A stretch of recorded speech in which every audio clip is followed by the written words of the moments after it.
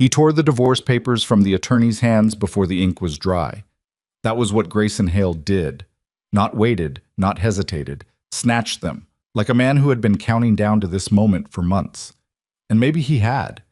He signed his name in 3 fast strokes, shoved the folder back across the mahogany desk, and turned to the woman sitting quietly in the chair beside him, as if she were a piece of furniture he was finally donating. "You can keep the cookware," he said. "Everything else stays." Serena Ashcroft, soon to be no longer Serena Hale, didn't flinch. She had learned not to flinch in front of him years ago. She simply nodded, picked up the small leather suitcase she had already packed before arriving, and walked out of the attorney's office without looking back. In the hallway, his fiancée, Drina Cole, was already waiting.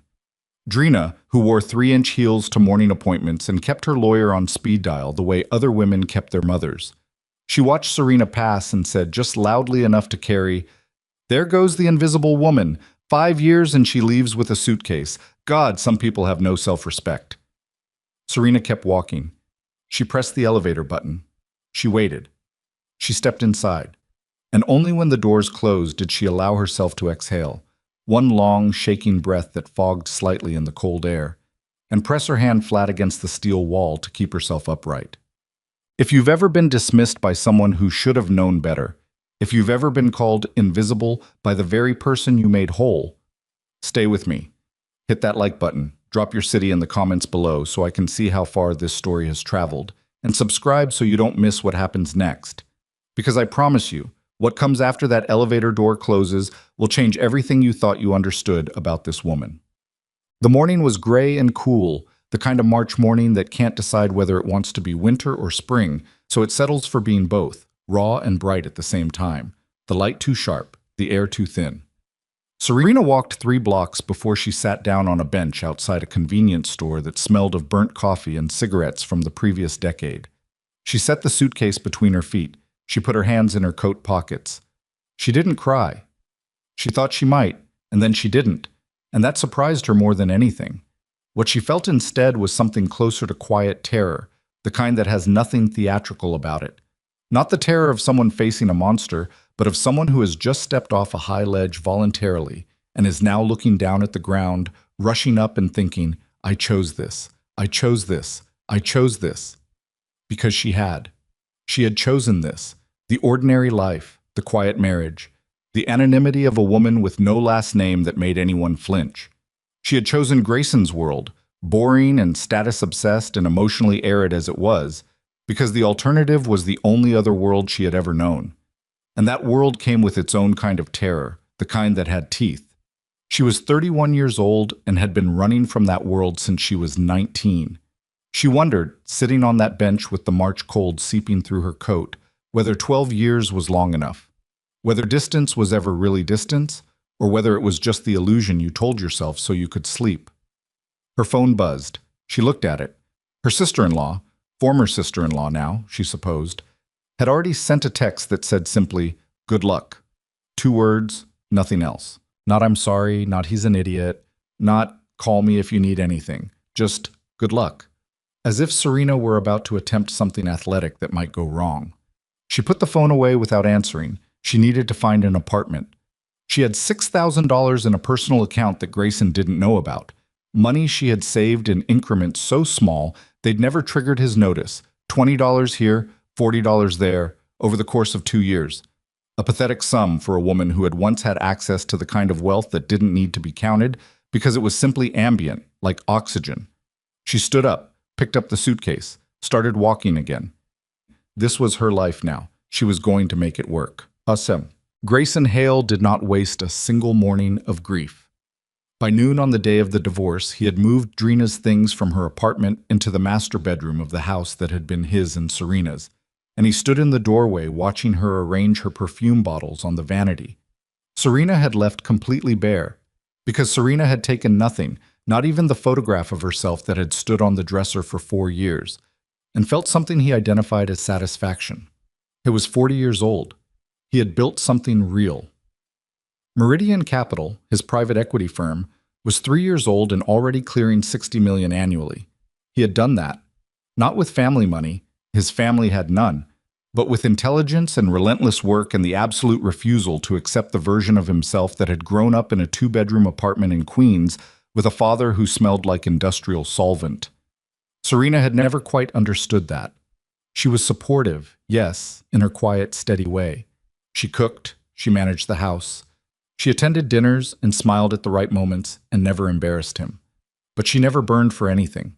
She never wanted in the specific, sharp, almost violent way Grayson wanted, and he needed someone beside him who did. Drina Cole wanted. God, she wanted. She wanted the beach house in Montauk, the table at 11 Madison, the invitation to the Aldermere Group's closed-door summit in Geneva. She said the names of these things out loud and unapologetically, the way other people talked about breathing, and something in Grayson's chest responded to that like a tuning fork. "We should celebrate," Drina said, turning from the vanity with a perfume bottle in her hand, something that smelled like cedar and money. "Dinner at Marcello's tonight, the corner table." "I'll call them," Grayson said. He didn't think about Serena again until 3 days later. When his world started collapsing so quietly, it took him a full 48 hours to realize it was happening. The first sign was Jeffrey Marsh. Jeffrey Marsh was not a warm man. He was a 63-year-old institutional investor who had once told Grayson, over a handshake that Grayson had nearly wept over, that he liked people who did what they said and didn't waste his time. He had committed $12 million to Meridian Capital's next fund 18 months ago, and that commitment was as solid as bedrock. Grayson had built his next 3 years of projections on it. On Thursday morning, 4 days after the divorce, Jeffrey Marsh's assistant called to say that Jeffrey was reassessing his portfolio priorities and would need to revisit previous commitments. The assistant's voice was professionally apologetic in the way that meant nothing personal and all business.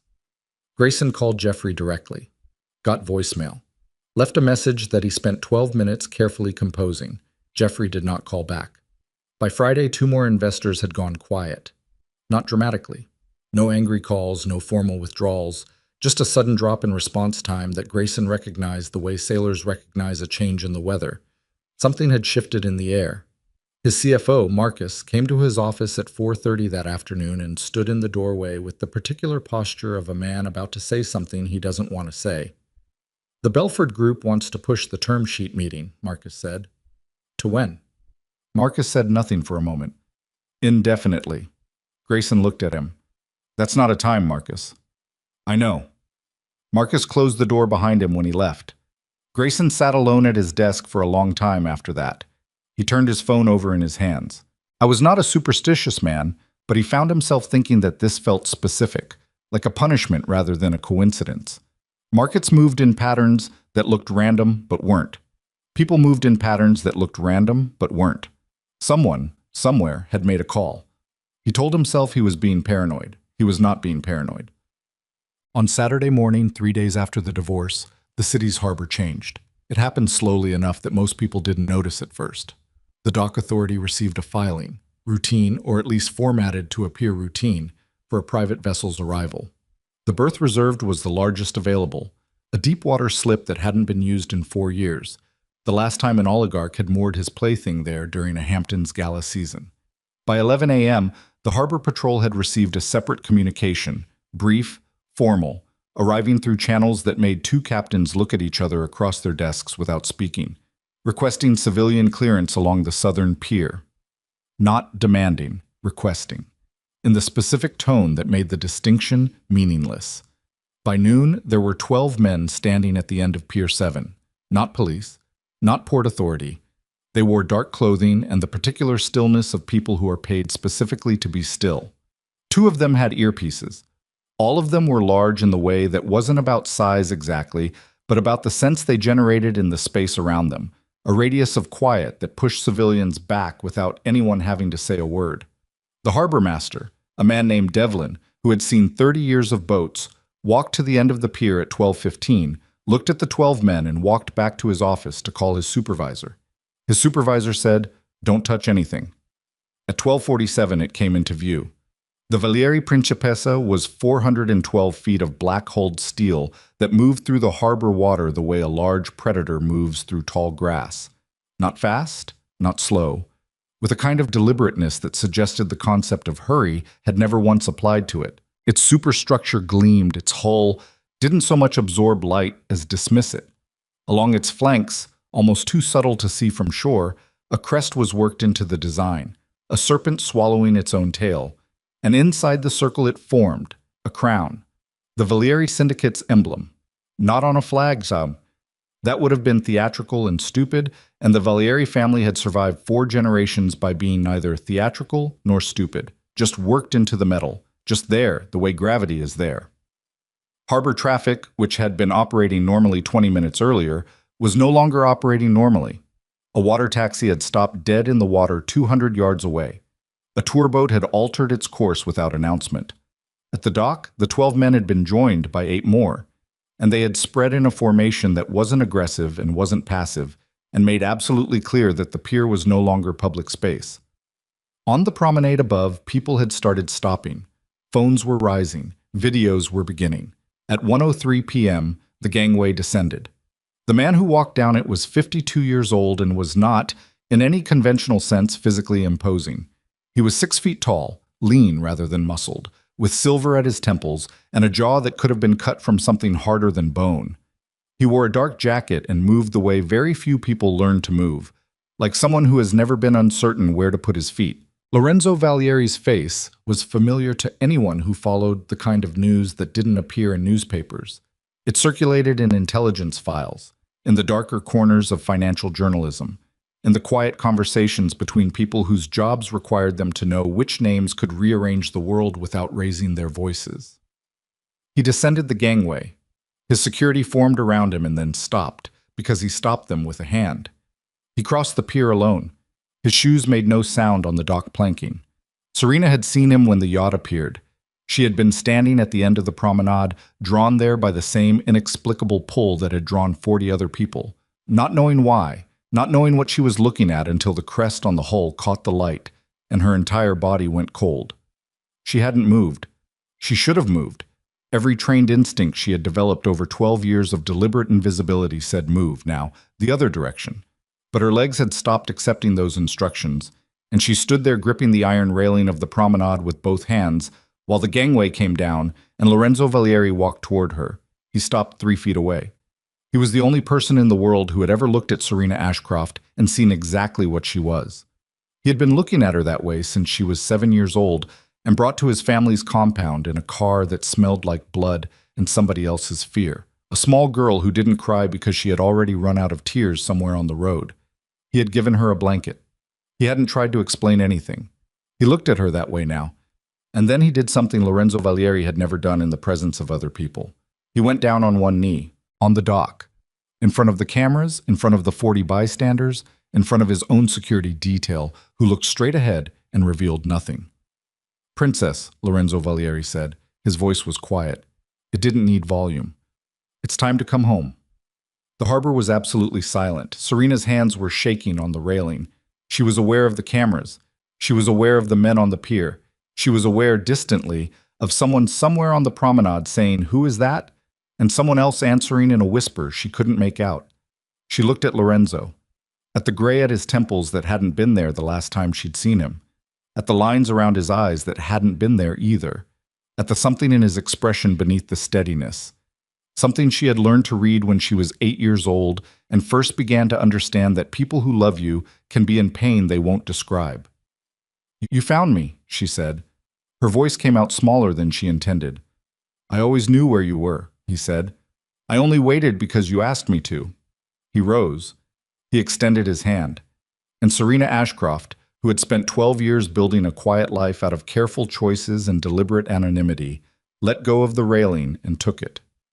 32 miles away, in his corner office at Meridian Capital, Grayson Hale was on his 4th unanswered phone call of the morning when his assistant put a tablet on his desk without comment and pointed at the screen.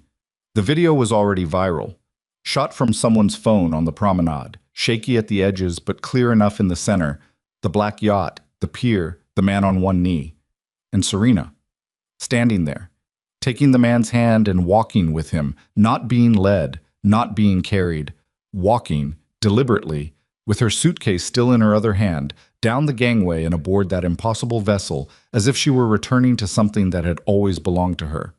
The caption on the video read, "Lorenzo Valieri just showed up to collect someone's ex-wife from the harbor. Whoever divorced her might want to reconsider their life choices." Grayson read it 3 times. He set the tablet down. His phone rang. He looked at the screen. Jeffrey Marsh. He answered it, but his eyes were still on the tablet, on the frozen frame of the yacht's crest. Serpent, circle, crown. And something cold was moving through him that he couldn't name yet. Something that felt like the first moment you realize the floor under you is not as solid as you believed. "Jeffrey," he said. His voice was completely steady. He had always been good at that. There was a pause on the other end. And then Jeffrey Marsh said, not unkindly, in the tone a man uses when he has decided to be honest because the alternative is worse, "Grayson, do you know who Serena Ashcroft actually is?" The cold thing spread. "She was my wife," Grayson said. Another pause, longer this time.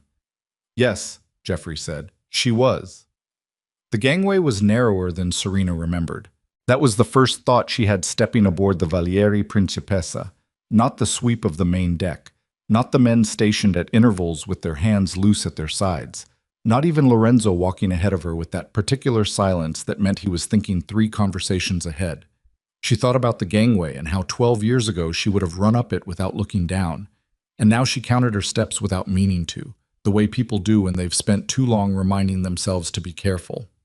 A man named Enzo met them at the top. She didn't recognize him. Too young, mid-20s, with the kind of face that was still deciding what it wanted to become. He took her suitcase before she could say anything about it, and she almost reached for it back, because that suitcase was $6,000 and a change of clothes and the sum total of her life at the moment, and some reflex in her that was still the woman who'd had nothing wanted it close. She let him take it. "Your cabin is ready," Lorenzo said. He didn't look back when he said it, just assumed she'd follow, the way he'd always assumed she'd follow, not from arrogance exactly, but from the deeply ingrained belief that when he moved in a direction it was the right direction, and everyone with good sense would arrive at the same conclusion. When she was 16, she'd found that quality infuriating. Now she found it something else, exhausting, maybe. Familiar the way exhausting things get when you've missed them. "I don't need a cabin," she said. "I need to know why you're here now." That made him stop. He turned. Around them, the deck crew moved with practiced discretion, not leaving exactly, but redistributing themselves toward the edges of things, the way people do when they've learned that certain conversations require a different geometry. "Now is when you needed me," Lorenzo said. "I've needed you for 5 years." She kept her voice level. She was very good at keeping her voice level. "You waited until the divorce." Something moved across his face. Not guilt. Lorenzo Valieri didn't do guilt the way ordinary men did. It didn't sit on the surface but went somewhere deeper and expressed itself sideways, in the set of his jaw, in the way his eyes didn't move from hers. "You asked me not to interfere." "I asked you to let me live my life. That's different from abandoning me." "I sent people." "I know you sent people." The words came out harder than she'd planned. "I spotted the first one in 18 days. A man outside the dry cleaner on Mercer Street. After that, I found 3 others over 2 years. I never confronted them because I understood why you sent them, but Lorenzo..." She stopped, breathed, started again at a lower register. "You could have just called." He was quiet for a moment. The harbor was still visible, the promenade where she had stood gripping the railing, now sliding slowly away as the yacht began its gentle, almost imperceptible movement toward open water. "If I had called," he said, "you would have talked me out of coming." She couldn't argue with that. She looked away from him toward the receding shoreline instead, and the city she had lived in for 8 years assembled itself in her peripheral vision and then shrank. And she thought about her apartment on West 22nd that she hadn't renewed the lease on because she'd been thinking about moving somewhere quieter, some smaller city upstate where maybe the quiet could be more complete, less like hiding and more like choosing. That apartment was probably the most honest thing about her life in New York. 2 rooms, white walls, a window that faced a wall. Nothing on the walls. She'd told herself for years it was because she hadn't found the right thing to hang. She understood, watching New York diminish, that the apartment had been honest in a way she hadn't wanted to examine. Come inside, Lorenzo said. His voice had changed, still the same low register, but something had gone out of it, some measure of steadiness that was so habitual on him, its absence felt like a sound. There are things I need to tell you while I still can. She looked at him then. Actually looked at him, the way she'd been avoiding since the pier, with the full attention she'd trained herself to withhold around the people she loved, because full attention was how you saw things you couldn't unsee. He was thinner than last year. The gray at his temples she had noticed already, but the gray was also in the skin beneath his eyes, a kind of pallor that had nothing to do with the light. His hands, folded in front of him, were steady, but the tendons were more prominent than she remembered, the knuckles sharper. She felt the cold again, the same cold as on the pier, except this time she recognized it. How long? She said. He didn't ask what she meant. He said, Come inside, Juan. The main salon was exactly as she remembered, and also completely different, the way all things you leave are different when you return. Same bones, same quality of light through the salt-filmed windows, but reconfigured in small ways that added up to the evidence of time passing without her. New chairs. Different art. The Caravaggio reproduction was gone, replaced by something she didn't recognize, dark and churning, sea and stone. Somewhere between the chair placement and the painting change was 8 years of life she hadn't been present for. His chief of staff, a woman named Petra Vasile, who had been with the family since before Serena arrived, was already in the salon. Petra was 60 and built like someone who had been put together for durability rather than aesthetics, iron gray hair, a face that was not unfriendly but had learned economy. She looked at Serena the way she'd always looked at her, with a particular combination of relief and wariness, the look of someone who cares about you and is also aware of exactly what your presence costs. Serena, Petra said. Petra. Serena sat down across from her without being asked. Someone going to tell me what's actually happening, or are we doing the part where everyone is careful with me first? Petra looked at Lorenzo. Lorenzo sat down, poured water from the carafe on the table, pushed the glass toward Serena and said, 8 months ago we found something in my blood work. A compound, synthetic, slow-acting. Serena took the glass. Did not drink from it. Poison. Yes. From inside. It wasn't a question. Lorenzo's expression confirmed it anyway. The compound requires specific access. There are 11 people alive who know the syndicate's internal pharmaceutical protocols well enough to synthesize it. Of those 11, 4 are outside the family structure and can be eliminated from consideration. The remaining 7 are, he paused, people I've trusted for a long time. What does slow acting mean? 14 to 18 months from initial exposure. He said it the same way he said everything, with the same controlled evenness. But Serena heard the space under the words, the vast, pressurized space of a man who had been living inside that sentence for 8 months. We began treatment 4 months ago. It's not reversing, it's managing.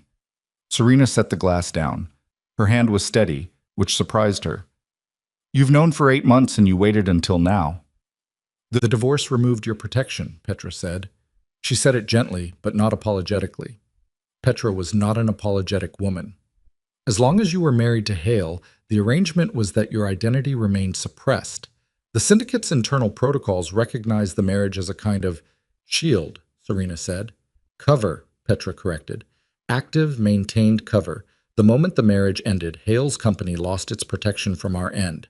But more importantly, your location became, she chose the next word carefully, actionable. Who's making it actionable? The silence that followed was the specific silence of people who are deciding how much truth to pour into a container they're not sure can hold it. There's a group, Lorenzo said. They call themselves the Obsidian Circle. They've been consolidating power in the Eastern networks for 3 years. When they learned about my illness, another pause. Someone told them. Someone inside the syndicate. They believe that whoever controls you controls the inheritance of this family. Serena stared at him. That's insane. I'm not. My will names you, Lorenzo said. It was changed 18 months ago. My captains don't know. My consigliere doesn't know. Petra knows. My attorney knows. And whoever is leaking information from inside this family knew within 30 days of the change. The salon was very quiet. The engines were a vibration more than a sound, something felt in the chest rather than heard. Outside the windows, the harbor had become open water, gray and flat and enormous. "You changed your will," Serena said slowly, "and then someone poisoned you. The timing is not coincidental. And you didn't tell me any of this." "You were living your life," Lorenzo said, and for the first time something cracked slightly in the control of his voice. Not much, just a hairline fracture. But on Lorenzo, that hairline fracture was the equivalent of another man weeping. "You had asked me very specifically not to bring this world to your door. I tried to honor that. Until the divorce made it impossible." "Until the divorce made it impossible," he confirmed. Serena stood up. She walked to the window and stood with her back to both of them, looking at the water. Her reflection was faint in the glass, a woman in a gray coat she'd worn for 3 years, her hair pulled back in the practical knot she'd worn every day of her marriage. Because Grayson had once said, offhandedly, that he found loose hair distracting at dinner, and she'd never bothered to reverse the habit.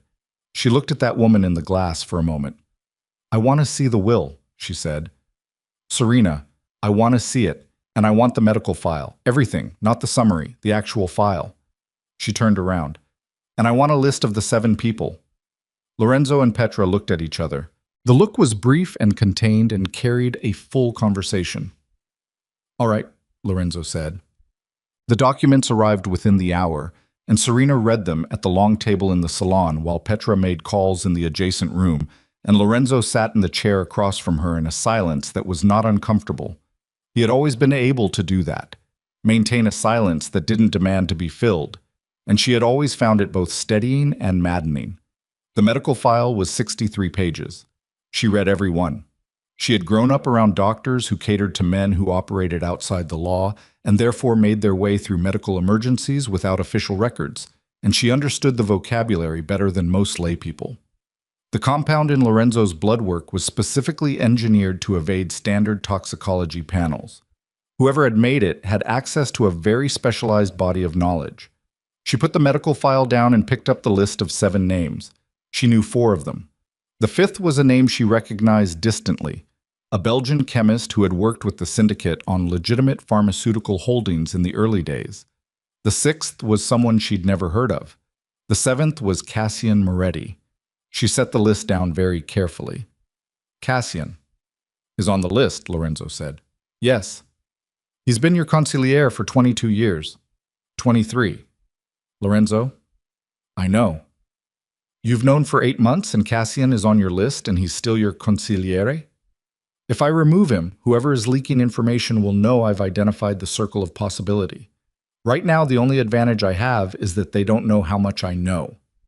His jaw was set in the way it got when he had already cycled through the argument he was making 10 times before presenting it. "Cassian is the most effective intelligence source in the syndicate. If he's guilty, keeping him close means I see what he sees. If he's innocent, losing him is," he paused, "catastrophic. And if he's guilty and you keep him close, he finishes the job he started. That," Lorenzo said, "is also a possibility I'm managing." Serena put both palms flat on the table. She looked at him. "You are managing a possibility that you die. I'm managing several of them. This is not—" She stopped, started again. "This is not a resource allocation problem, Lorenzo. This is your life." "My life," he said, quietly and without drama, "is the syndicate. It always has been. I made that choice before you came to us, and I've been living inside it ever since. I'm not asking you to approve of it. I'm asking you to understand that I'm handling it the only way I know how." The silence after that was different from the earlier one. In the adjacent room, Petra's voice rose slightly, not alarmed, but pointed. And then the door opened, and Petra came in with a tablet, and her face arranged in the specific professional blankness that meant the news in her hands was bad. "The convoy that was supposed to meet us at the Gibraltar Passage," she said. She put the tablet on the table. "We lost contact 40 minutes ago, all 4 vessels." Lorenzo stood up. He moved toward the tablet in a way that looked casual but covered the distance fast. Serena looked at the screen, a maritime tracking map, 4 blinking transponders that had gone dark nearly simultaneously. "Ambush," Serena said. "Likely." Lorenzo was already moving toward the door. "Stay here." Absolutely not. He turned. His expression said he didn't have time for this. Her expression said that was not her problem. 4 seconds passed. Stay behind Enzo, he said, and moved. The operations room was 2 levels below the salon, and by the time they reached it, the room was already inhabited by 7 people doing 7 things at high speed, with the particular controlled urgency of people who have trained for emergencies and are now in one. Screens covered one wall. A man named Dario, who was the Principessa's head of security, was on comms in a rapid Italian that Serena followed well enough to track the picture.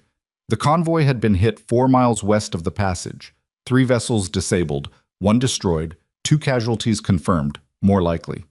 The 4th vessel, the one carrying the syndicate's senior captain for the Western Mediterranean, a man named Faustino Greco, was unaccounted for. Not destroyed. Not disabled. Unaccounted for. Faustino's ship isn't sunk, Serena said. Dario glanced at her, then at Lorenzo. Lorenzo said nothing, which meant answer her. No confirmed debris, Dario said. He made a gesture that was uncomfortable for a security professional to make, a gesture of incompletion. Stopped transmitting and moved. We're tracking a secondary signal now, but it's weak and the heading is wrong for evasion. It's heading toward us. Faustino is sailing toward the Principessa? Serena said. Something is. She felt it before she reasoned it out. The same instinct that had kept her alive and invisible for 12 years. The pattern recognition that operated below the level of thought. If 3 ships were hit and disabled and 1 disappeared without debris, someone took that ship. And if that ship is now moving toward us, they want us to receive it, Lorenzo said. He had reached the same place she had. He looked at Dario. Distance? 40 minutes at current speed. Weapons? Prepped and standing by. Do not engage unless fired upon. Lorenzo's voice was completely level. If Faustino is alive on that ship, I want him alive. If he's not... He stopped, started again. If he's not, I still want what's on it. Serena watched him make those decisions with the same economy of motion she'd watched him make decisions her entire childhood. And for a moment, the 12 years collapsed and she was 14 again, standing in the doorway of his study at 3 in the morning because she couldn't sleep. And he was at his desk with 3 phones and a map, managing some crisis she wasn't cleared to understand. And he'd looked up at her and said, not unkindly, not dismissively, but with the particular honesty he reserved for her, "This is what the work looks like. You should know that." She had known it. She had known it and loved him and run from it, and here she was. Her phone buzzed. She looked at it. A New York number she didn't know. She stepped to the edge of the room and answered. "Mrs. Hale." A man's voice, older, something academic in the precision of his consonants. "Or perhaps I should say Ms. Ashcroft now. Congratulations on the resolution of your marriage. It must be a relief." Her entire body stilled. "Who is this?" "Someone who has been watching your situation with considerable interest. I want you to know that what is happening to the convoy right now is not a threat to you. It's a demonstration. We needed Lorenzo to understand that his maritime security has been compromised, and the most efficient way to accomplish that was to demonstrate it. You sank those ships. Disabled most of them. Sunk one, yes, regrettably. The crew was given time to evacuate. We're not savages." A pause. "What we are is interested in a conversation. With you specifically, not with Lorenzo. The will is a matter of public knowledge within a smaller circle than Lorenzo imagines. And the terms it contains represent an opportunity that the Obsidian Circle would very much like to discuss with you directly." Serena's hand was steady around the phone. Her voice, when she spoke, was steady too. The particular steadiness of 12 years of practice at being someone who could not afford to visibly react. "You called me to negotiate. I called you to make clear that negotiation exists as an option before less pleasant alternatives become necessary." Another pause, brief and weighted.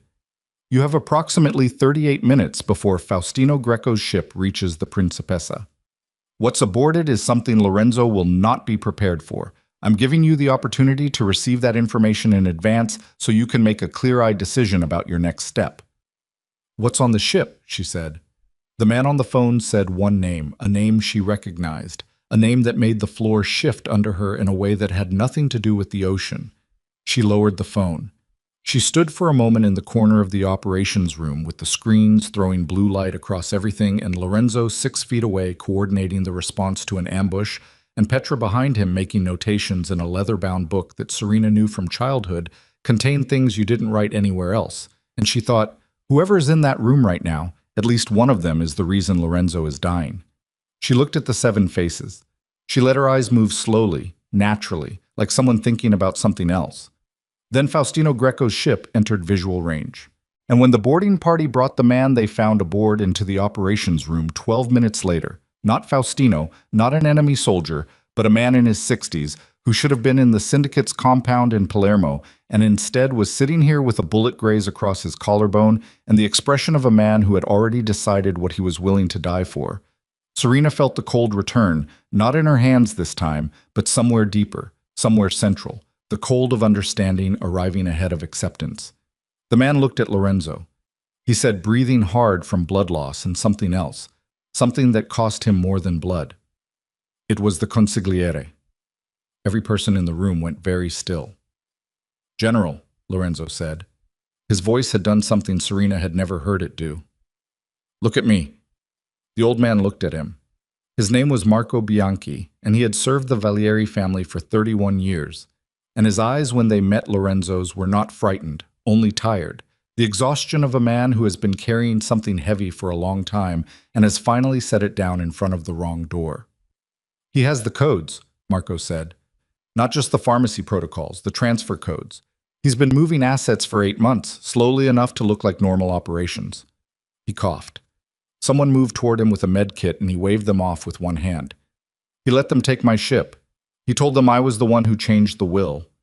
His eyes moved to Serena then, and in them was something she recognized from a long time ago, the look of a man apologizing for something he's not sure apology covers.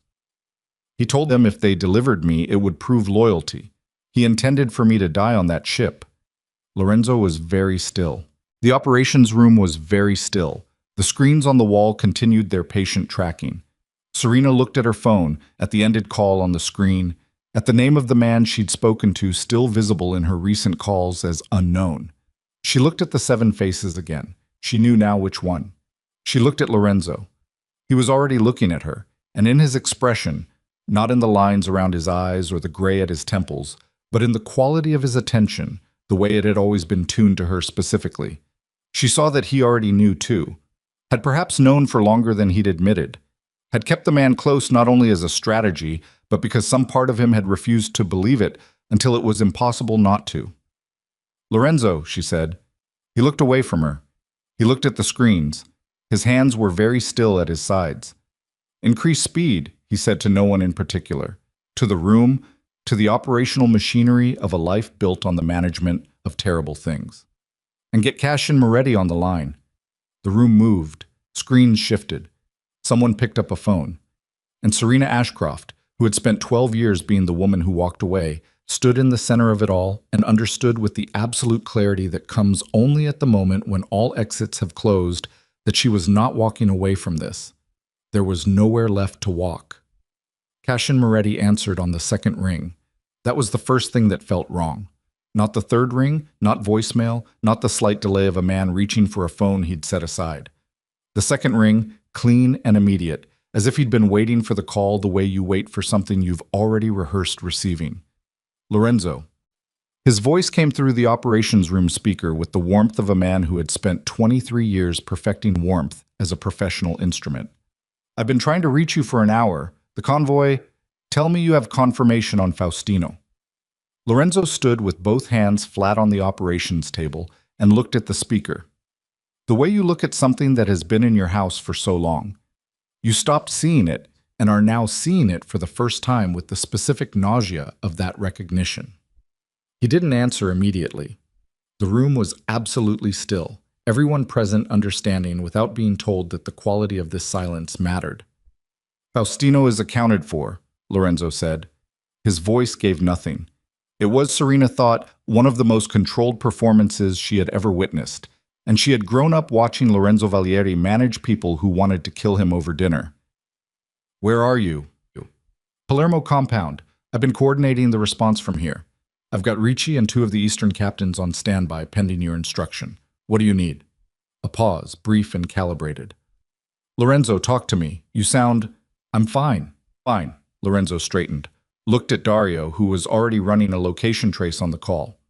There's been a development with Marco Bianchi. I need your read on something. Can you be available in 2 hours? I can be available right now.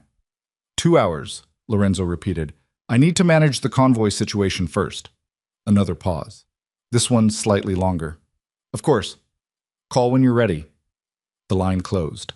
Dario looked up from his screen, shook his head once, which meant the trace confirmed Palermo, which meant nothing, because any competent person routing a call could make it appear to originate from anywhere.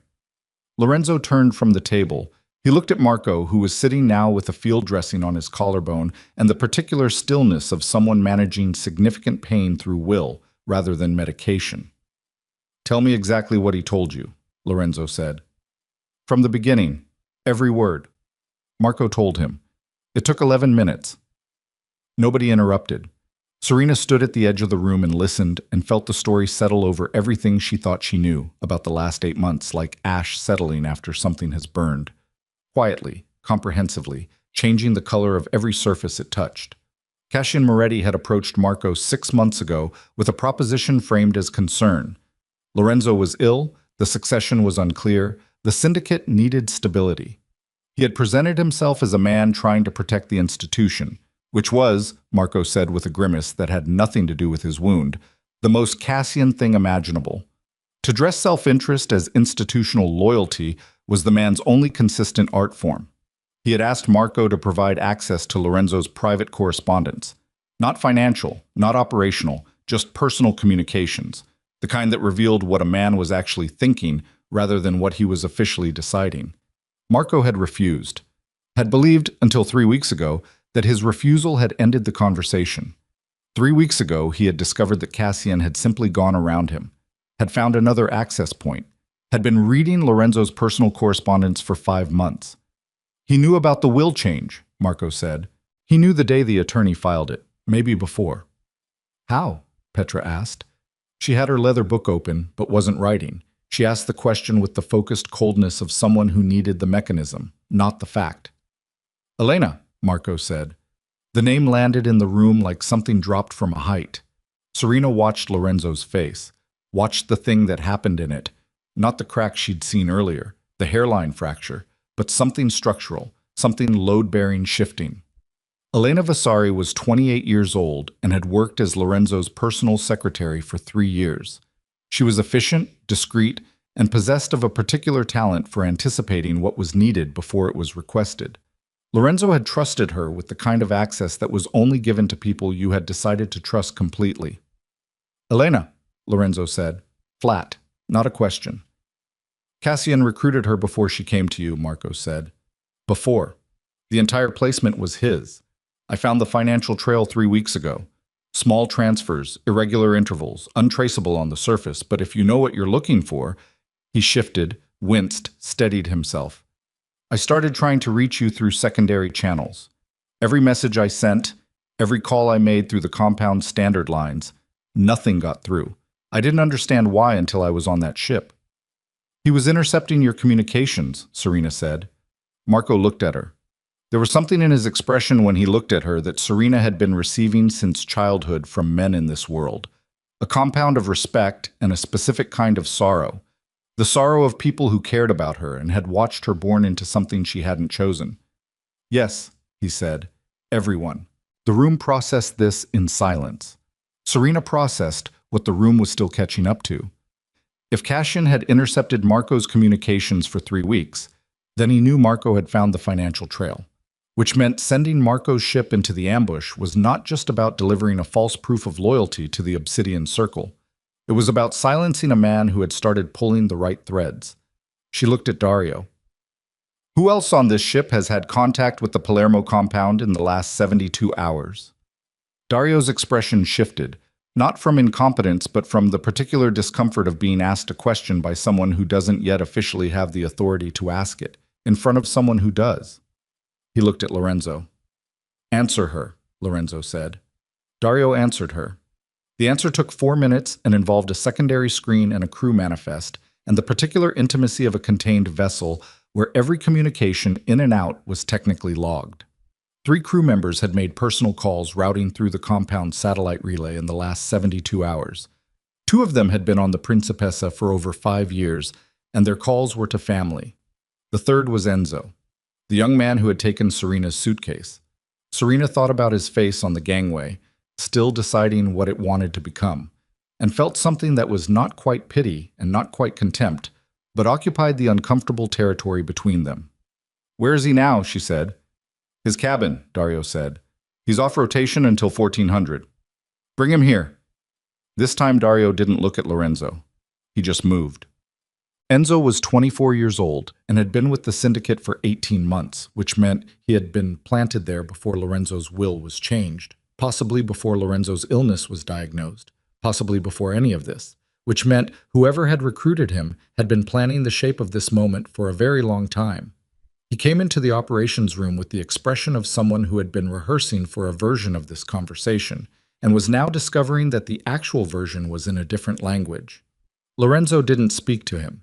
He stood at the table with his back partly turned, which was deliberate, the studied indifference of a man communicating that you are not worth the energy of his full attention, which was, in the Valieri family's particular vocabulary, more threatening than any direct confrontation.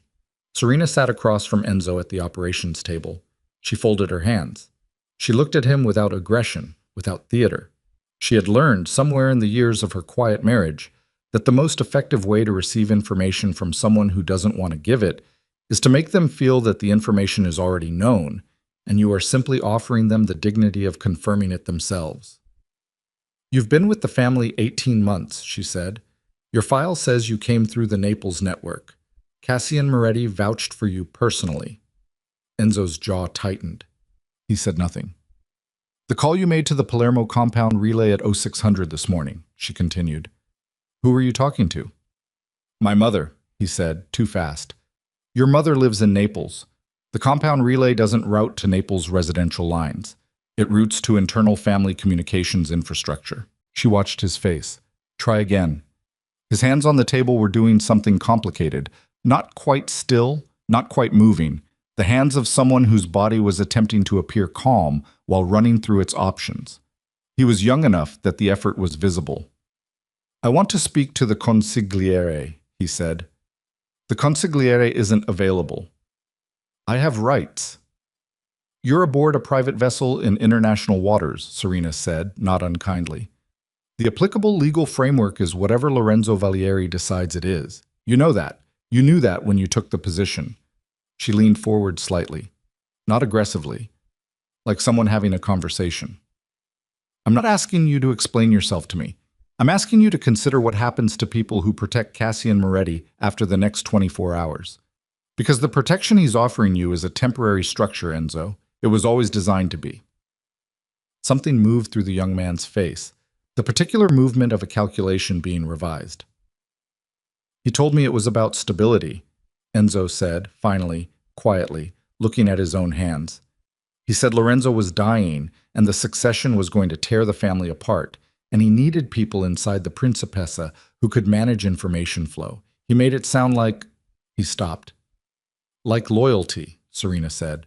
"Like the family needed protecting from itself." She nodded slowly.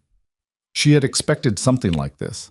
Cassian Moretti had been doing what good manipulators always did, finding the people who wanted to believe they were on the right side and giving them a version of events in which they were.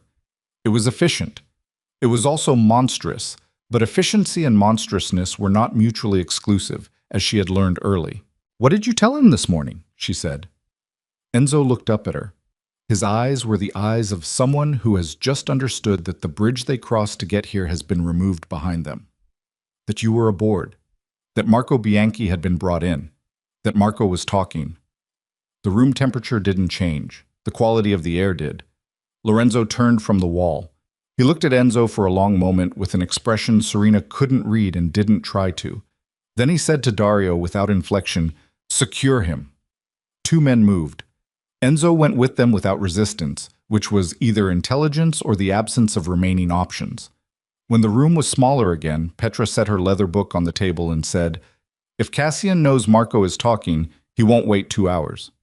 "I know," Lorenzo said. "He has the transfer codes. If he moves the assets before we can lock them." "I know." Lorenzo pressed 2 fingers against his temple. The gesture lasted less than 3 seconds, and he would not have made it at all if he had been operating at full strength, and the fact of it made Serena's chest ache in a way she didn't have space for. "What's our exposure window on the codes?" Petra told him. The window was not comfortable. 40 minutes, perhaps 50, before Cassian could access the transfer infrastructure through channels that wouldn't immediately flag as irregular. After that, he would need to act quickly or the irregularity would become visible, which meant, Serena calculated, that Cassian was right now making the decision between waiting for his scheduled call with Lorenzo and moving immediately. A man who had spent 23 years being patient would probably wait, she thought. He would calculate that patience had served him this long, and that moving too fast now could expose him before he was ready. He would wait for the call. He would perform the conversation. He would buy himself another hour. Unless. "The Obsidian Circle contact," she said. Everyone looked at her. "He called me. He gave me a 38-minute warning before Faustino's ship arrived, which means he knew the ship's trajectory before I did. He has real-time information from inside this vessel, and the only source for that in the last hour was Enzo." She worked through it. If Cassian knows Enzo has been secured, the patient's calculation changes. He doesn't have a source inside anymore. He can't know what Marco has told us, or how much we've locked down. In that situation, waiting becomes more dangerous than moving. Dario was already at his screen. "I can monitor the transfer infrastructure for—" "He won't use the main channels," Serena said. "He'll use the Belgian chemist, the man on the list, Hendricks. Hendricks has a parallel financial structure Cassian built for the pharmacy operations. It was never intended for asset transfer, but the architecture can carry it if you reconfigure 3 nodes." She stopped, looked at the faces around her. "I read the medical file carefully. The compound in Lorenzo's blood work has a specific isotopic signature that corresponds to a synthesis method developed by Hendricks in 2019. I know that method because Lorenzo's people sent me the file and I spent 4 hours on it. Hendricks is not peripheral.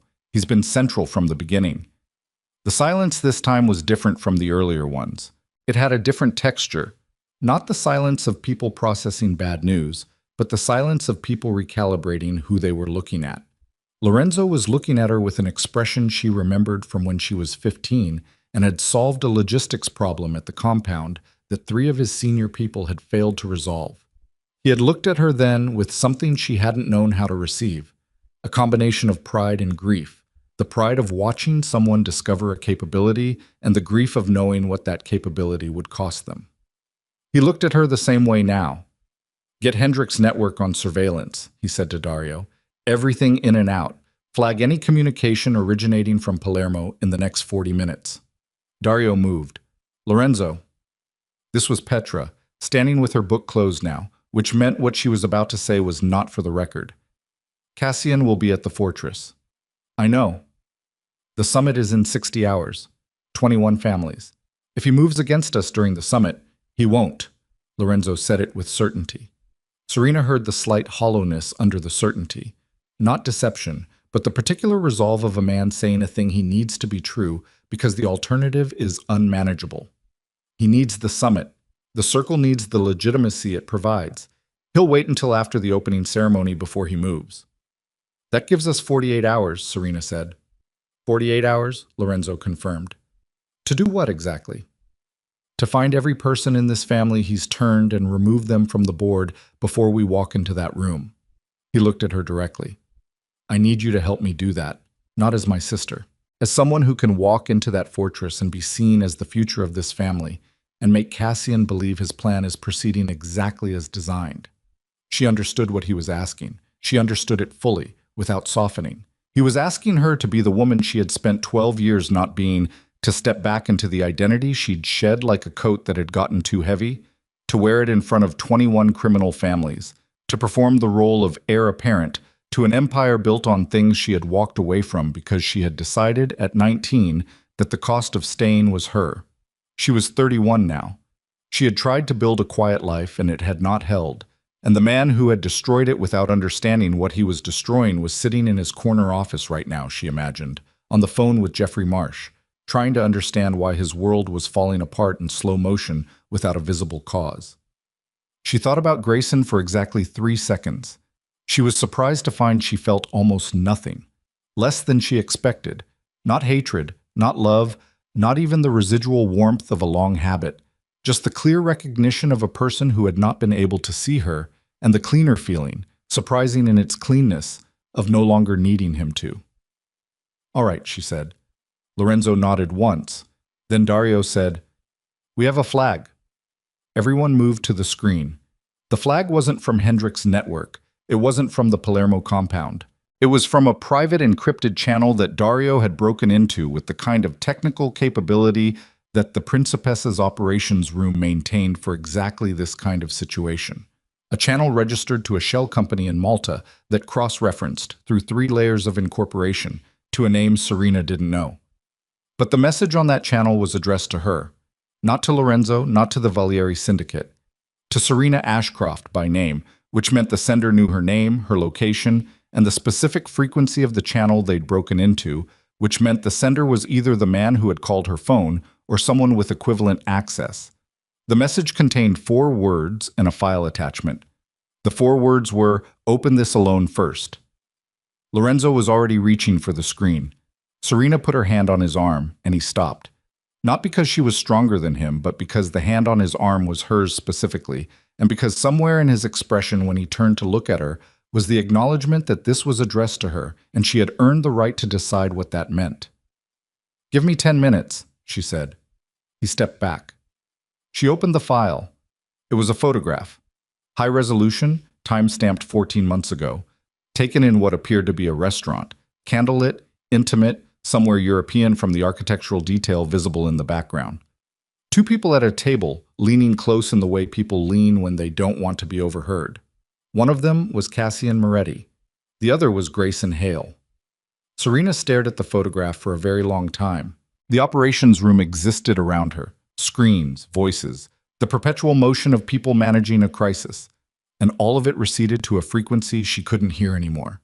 She stood with the photograph on the screen and reconstructed, backwards, everything she thought she had understood about her marriage. Cassian had not simply manipulated Grayson's rise, as the outline suggested. He had not been a distant influence operating through financial levers and coincidence. He had been present. In a restaurant, 14 months ago, across a candlelit table, close enough to be overheard if you were at the adjacent table and paying attention. 14 months ago was 8 months before the divorce. 4 months before Grayson had first raised the subject of the marriage being over. 3 months before he had introduced Drina Cole as a colleague, with the specific casualness of a man testing a lie before committing to it. Cassian had not encouraged the divorce from a distance. He had engineered it from the inside. He had found Grayson, ambitious, status-hungry, emotionally available to a woman who reflected his aspirations back at him, and cultivated him the way you cultivate any useful instrument, with patience, with precision, and with the absolute confidence that the instrument wouldn't understand what it was being used for until the moment it no longer mattered. Grayson had not left her. He had been moved. She felt something then that was not quite grief and not quite rage, but contained elements of both. The specific compound emotion of understanding that something you thought was personal was actually logistical.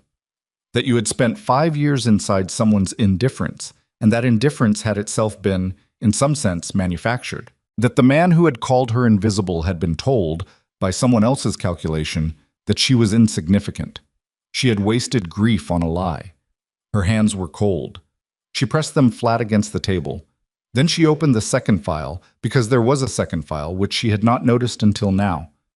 A smaller attachment below the photograph, a single document.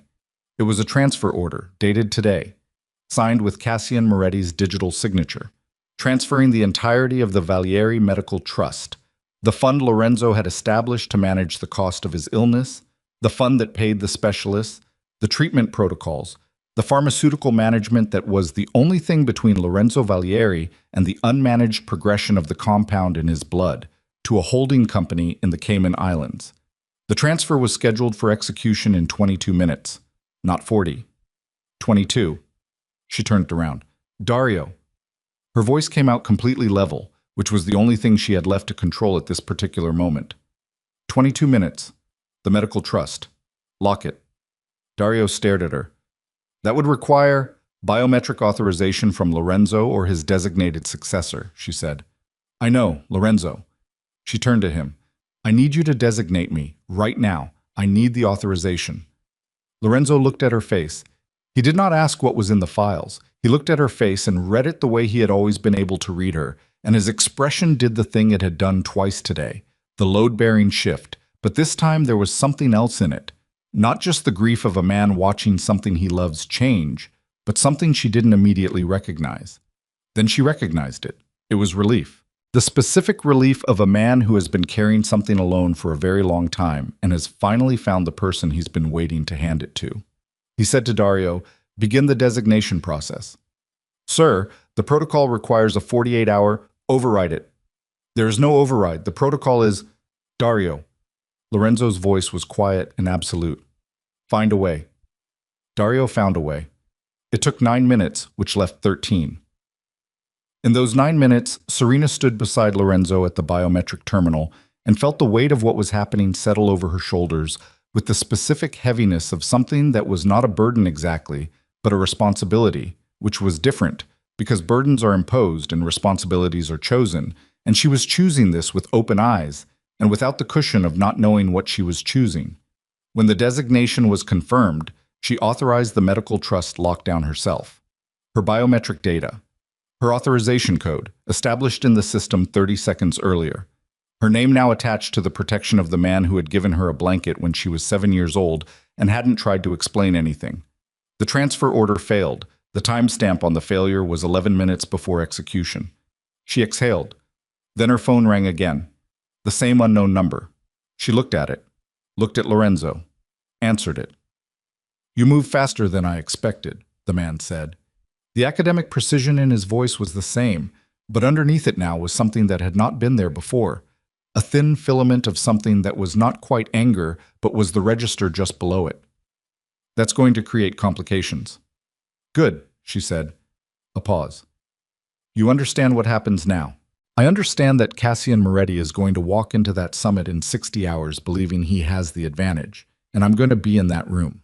She kept her voice very even, very clear. I understand that every person he's turned in this family is now a vulnerability I'm going to map before we arrive. And I understand that whatever you think you are to the Obsidian Circle, you are someone who called me twice today because you needed something from me, which means the leverage here is not entirely his. The silence on the line was longer this time. You're not what he said you were, the man said finally. No, Serena said. I'm not. She ended the call. She set the phone on the table. Around her, the operations room continued its work, and Lorenzo was looking at the screens with the expression of a general accounting for terrain, and Petra was writing in her leather book again. And somewhere in this vessel, Marco Bianchi was being tended by a medic who worked for the family that had just tried to kill him, which was the specific irony of a world where loyalty and betrayal lived at the same address. Serena picked up the photograph from the screen. Grayson and Cassian, candlelit, leaning close. She looked at it for the last time she intended to look at it, and then she closed the file, because she had understood what she needed to understand from it, and she was not a woman who looked at things longer than necessary once she had seen them clearly. She had been the quiet wife. She had been the invisible woman. She had been the person who packed a single suitcase and walked out of an attorney's office and sat on a bench outside a convenience store and told herself this was her life now, and she was going to make it work. She was going to walk into a fortress full of people who wanted to use her or eliminate her, with the dying man at her side and a traitor who had spent 23 years building his position in that room, and she was going to have to be something she had never wanted to be, and she was going to have to be it without flinching, because flinching was how you died in that world, and she had not survived 12 years of exile and a 5-year marriage to a man who had been moved like a piece on someone else's board, only to die in a marble corridor because she hesitated at the critical moment. She had one night before the Principessa reached the Valieri coastal fortress. She had one night and 7 names on a list, and a photograph, and the medical file, and Marco Bianchi's testimony, and 23 years of Cassian Moretti believing she was the soft thing in the room. That last item, she thought, might be the most useful thing she had. She turned to Lorenzo. I need everything you have on the 7 people. Not summaries. Raw files, surveillance records, financial histories, personal relationships, every weakness and every loyalty. I need to know exactly who Cassian owns and how he owns them before we set foot in that building. She paused. And I need to know where my suitcase is. Lorenzo, despite everything, looked almost like he wanted to smile. Your suitcase. I've been in this coat for 6 hours, and I'm going into a meeting with 21 criminal families in 60 hours, she said. I need different clothes. He said to Petra, find her suitcase. Petra found the suitcase. And Serena Ashcroft, who had spent 12 years being the woman who disappeared, sat down at the operations table with 7 files open in front of her, and began, with the methodical focus of someone who had always been better at this than anyone had been allowed to know, to build the architecture of what came next. Outside, the Mediterranean spread itself in every direction, indifferent and enormous, dark water under a sky that was beginning at its eastern edge to show the first gray suggestion of dawn. She did not sleep. The Valieri coastal fortress had stood on its limestone promontory for 230 years, which meant it had outlasted every person who had ever believed they controlled it. Serena thought about that as the tender carried them from the Principessa to the private dock at the fortress's base, the water black and cold beneath them, the fortress above lit from within in a way that made its windows look like eyes. 47 hours had passed since she had sat down at the operations table with 7 files and a dead man's photograph, and the specific insomnia of someone who has chosen to stop running. She had not slept more than 90 minutes in that time, and she felt it in the particular way that exhaustion eventually stops being uncomfortable and becomes simply the medium you exist in, like pressure at depth. She had used those 47 hours well. Of the 7 names on Lorenzo's list, she had eliminated 4 from active suspicion through cross-referencing financial records, communication patterns, and the kind of behavioral tell that surveillance data revealed when you knew what you were looking for. The slight irregularities, the calls made at unusual hours, the financial transfers too small to flag automatically, but too consistent to be coincidence. She had not been gentle about it. She had sat in the operations room with Petra and Dario and worked through the files with the systematic attention of someone who understood that sentimentality about the wrong person would be fatal. 3 names remained after elimination. Cassian, obviously.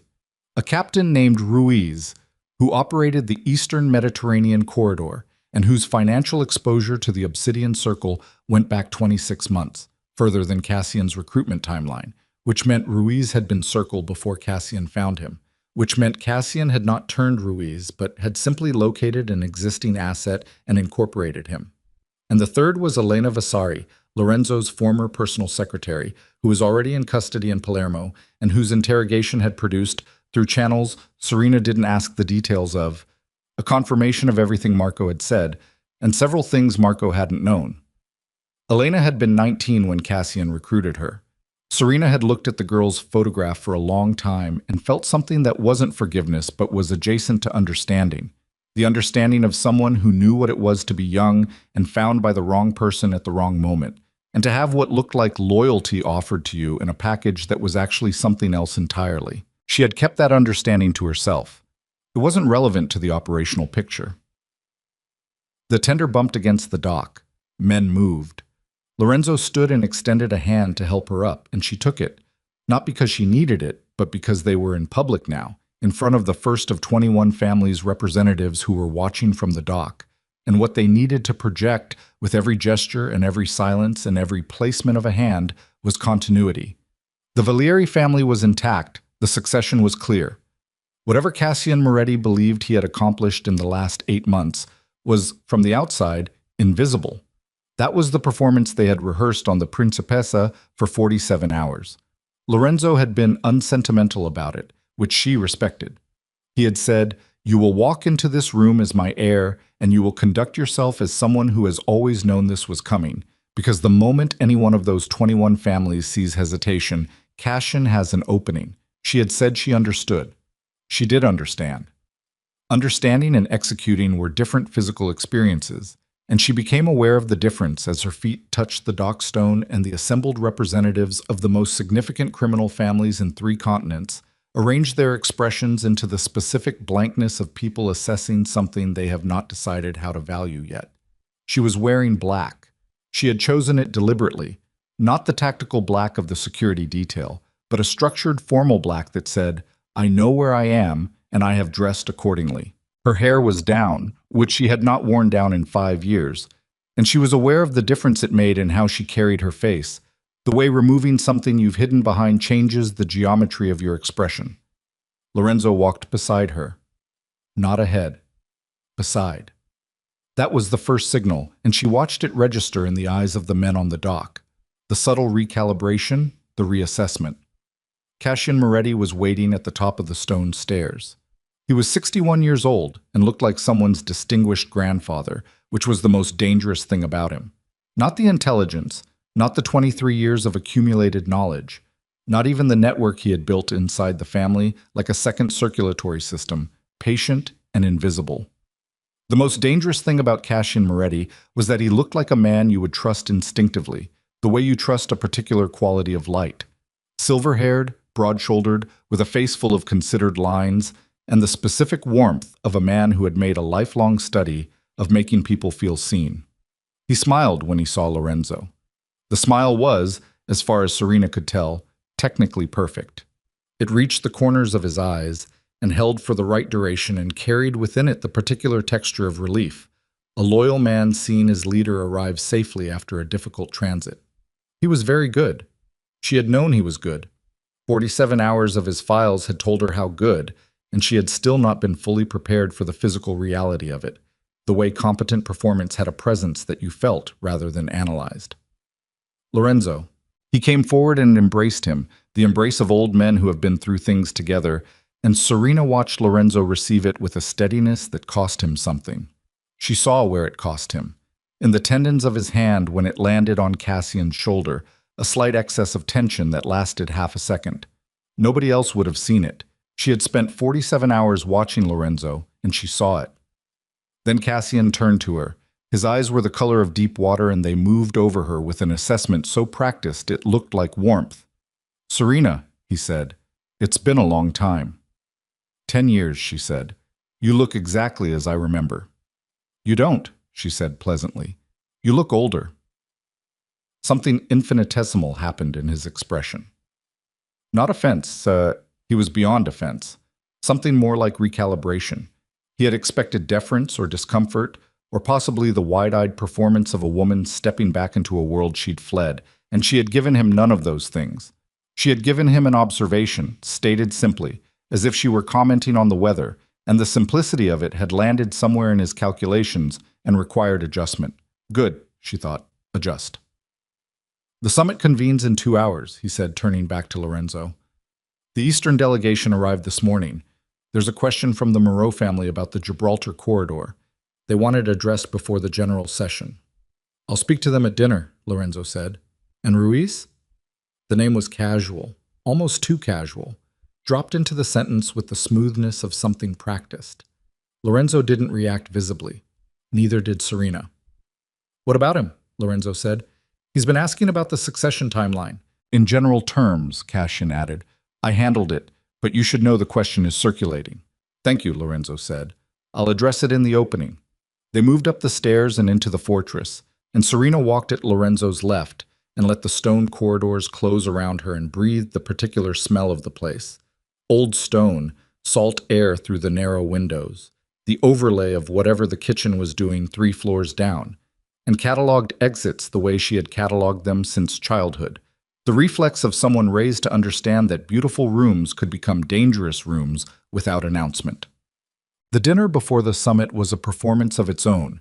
26 people around a table built for exactly that number, the geometry of the gathering calibrated to communicate that everyone present was of equivalent standing while also making clear, through the small signals of seating and serving order and who was consulted before the wine was poured, that this was a Valieri table and the Valieri family set the terms. Serena sat to Lorenzo's right. Cassian sat to his left. The physical arrangement was, she understood, its own kind of statement. Not a confrontation, but a container, keeping the two things that could destroy each other at controlled distances. She ate very little.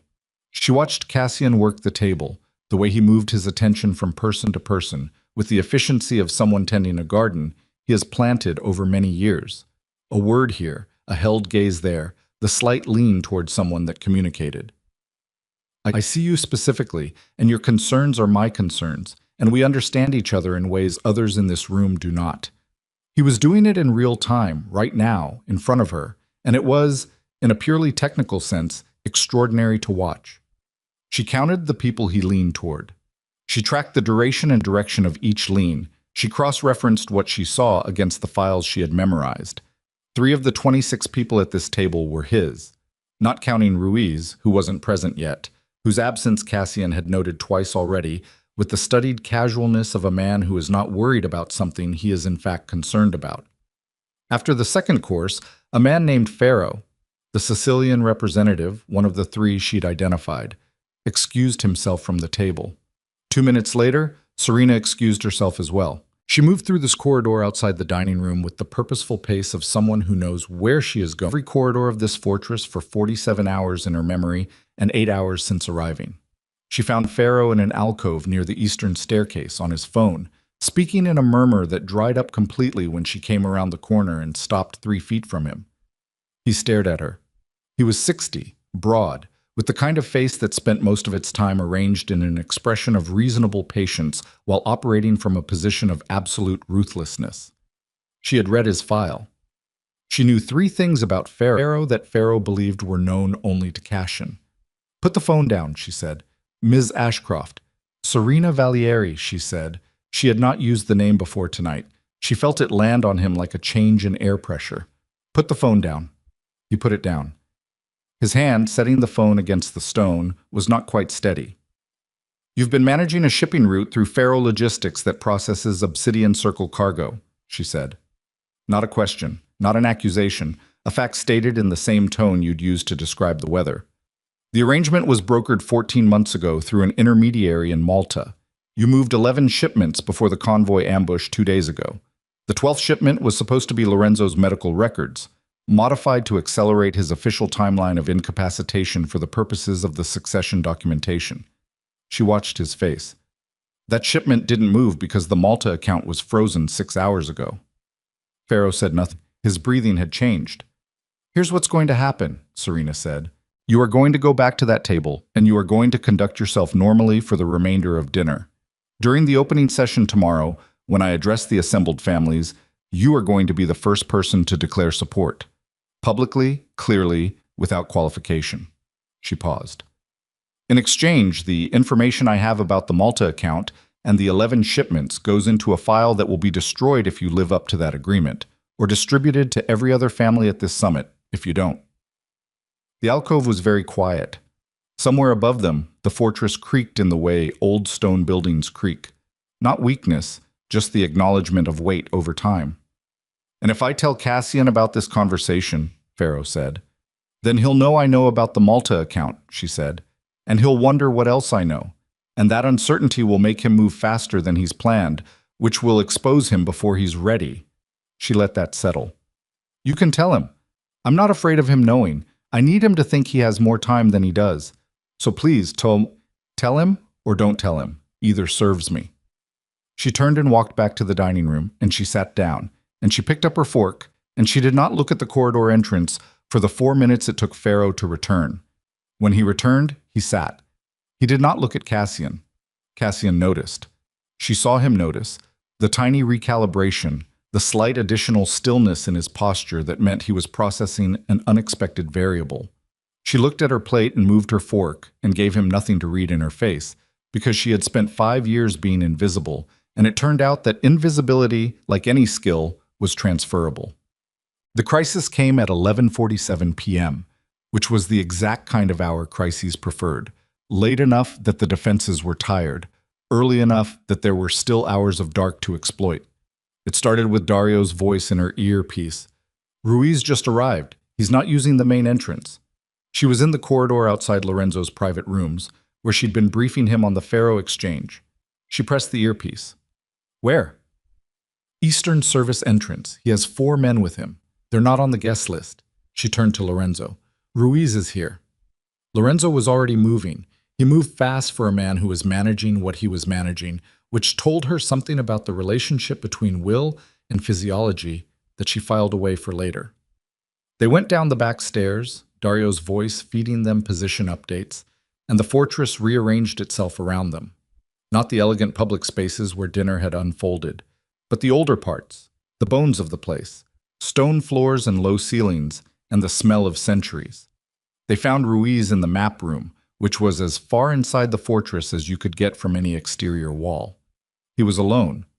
His 4 men had been separated from him somewhere between the service entrance and this room, which Serena understood when she saw the 2 of Dario's people standing outside the map room door. Ruiz was 53 and had the compact, coiled quality of a man who had stayed alive for 30 years in the Eastern Mediterranean corridor through a combination of intelligence and the willingness to do things that other men declined to do. He was standing when they entered, not sitting, which was a choice. Standing was a posture of negotiation rather than surrender. "Lorenzo," he said. "Victor," Lorenzo said. He pulled a chair from the table and sat, which changed the geometry entirely. The seated man was always the one who had decided the conversation's terms. "You came through the service entrance. I didn't want Cassian to know I was here." Serena felt the shift in the room's energy before she processed the words. Lorenzo felt it too. She saw it in how still he became, the stillness of a man choosing very carefully how to receive something. "Explain that," Lorenzo said. Ruiz looked at Serena, then back to Lorenzo. "How much does she know?" "Everything," Lorenzo said. Ruiz nodded slowly, the nod of a man accepting a condition he'd prepared for. 6 weeks ago, Cassian approached me. He told me Lorenzo was dying, which I already knew, more or less, and that the transition plan was being managed by a group that could guarantee stability. He asked me to secure the Eastern Corridor for the transition period. In exchange, my family's operations would receive protection from syndicate interference for 10 years. He paused. I told him I would consider it. "You told him yes," Serena said. Ruiz looked at her. "I told him what he needed to hear." "That's not the same as telling him what I'm telling you now," she said. "Which means you've been running 2 positions simultaneously. You wanted to see who was going to win before you committed." She didn't say it with contempt. It was a rational strategy, the strategy of a man who had survived 30 years in a volatile environment. What changed? "The convoy," Ruiz said. 3 ships hit, 1 taken. 2 of those ships were carrying men I've worked with for 15 years. Cassian told me the convoy would be redirected. He told me no one would be hurt. His jaw was tight. He lied. The map room was cold. The fortress at night retained the temperature of the stone, which was the temperature of the sea below, which was the temperature of everything indifferent. "What do you want?" Lorenzo said. "I want out of the arrangement without my family being destroyed for having been in it," Ruiz said. "And I want Cassian Moretti to answer for the convoy." "Those 2 things," Serena said, "require different things from you." "I know. If you want out clean, you disappear from Cassian's active network and we handle it from here, and your name doesn't appear in whatever comes after." She watched him. "If you want him to answer, specifically, publicly, in front of 21 families, then I need something from you tonight." Ruiz looked at her for a long moment.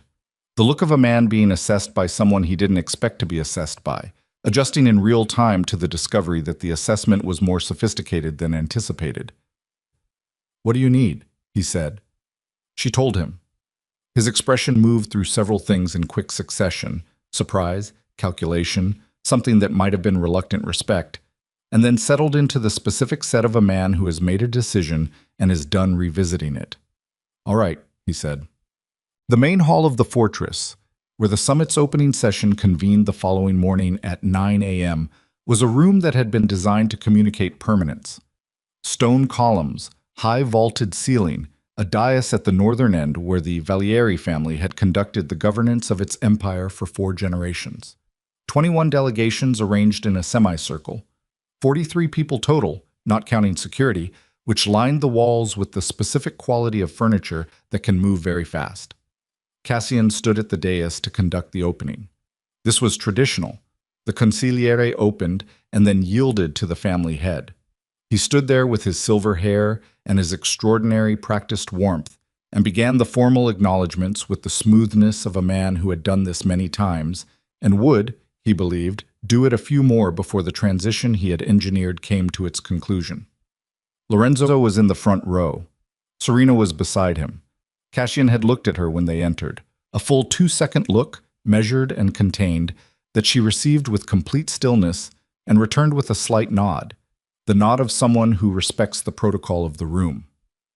She watched something in his expression decide she was still uncertain, still finding her footing, still the woman who had run at 19 and was now being managed back into position. He was good, but he had not had 47 hours of her files. Ruiz was in the third row. He had arrived through the main entrance this morning, on the guest list, correctly. He looked tired. He looked like a man who had not slept, which was true, and like a man who had made a decision, which was also true. Pharaoh was in the second row. He had not looked at Cassian once since dinner. "Before we proceed," Cassian said, reaching the moment in the opening remarks where he was supposed to introduce Lorenzo, "I want to acknowledge the extraordinary circumstances under which this summit convenes. Lorenzo Valieri has faced significant personal challenges in recent months, and the family's strength in navigating those challenges reflects Cassian." Lorenzo's voice from the front row was completely level, not loud, didn't need to be. Cassian paused. The pause was expertly calibrated. Not a flinch, just a beat of acknowledgement. "Lorenzo." "Sit down," Lorenzo said. The room went very still. 43 people simultaneously stopped moving, the way people stop moving when the thing they've been watching as a performance suddenly reveals itself as something else. Cassian's expression moved through several things very fast, and he controlled all of them, which was impressive and also irrelevant, because Serena was already at the dais. She had crossed the room in the 4 seconds of the exchange. She stood at the dais now, in front of 43 people, and looked out at the semicircle of faces, some surprised, some calculating, some doing the specific thing faces do when they are deciding how to arrange themselves in relation to a power shift, and she breathed once through her nose and felt the cold leave her hands, which had been cold since the pier, and be replaced by something that was not warmth exactly, but was the physiological experience of a person who has stopped bracing for impact and started moving. "My name is Serena Valieri," she said, her voice carried without effort in the vaulted space. "I am Lorenzo Valieri's designated successor, confirmed under family protocol 41 hours ago." This designation has been witnessed by Petra Vasile, Marco Bianchi, and the family's legal representative. She paused. Let the room absorb the names, Marco's name specifically, which was the name of a man several people in this room had been told was dead. "I'm going to address something before we proceed with the agenda, because the summit cannot function on a foundation that has been deliberately undermined." Cassian was still at the dais's edge. He hadn't moved toward his seat. He was watching her with the expression of a man running calculations at full speed, his face holding its practiced composure by force of will, that was for the first time visible as force. "Cassian Moretti has served this family for 23 years, she said.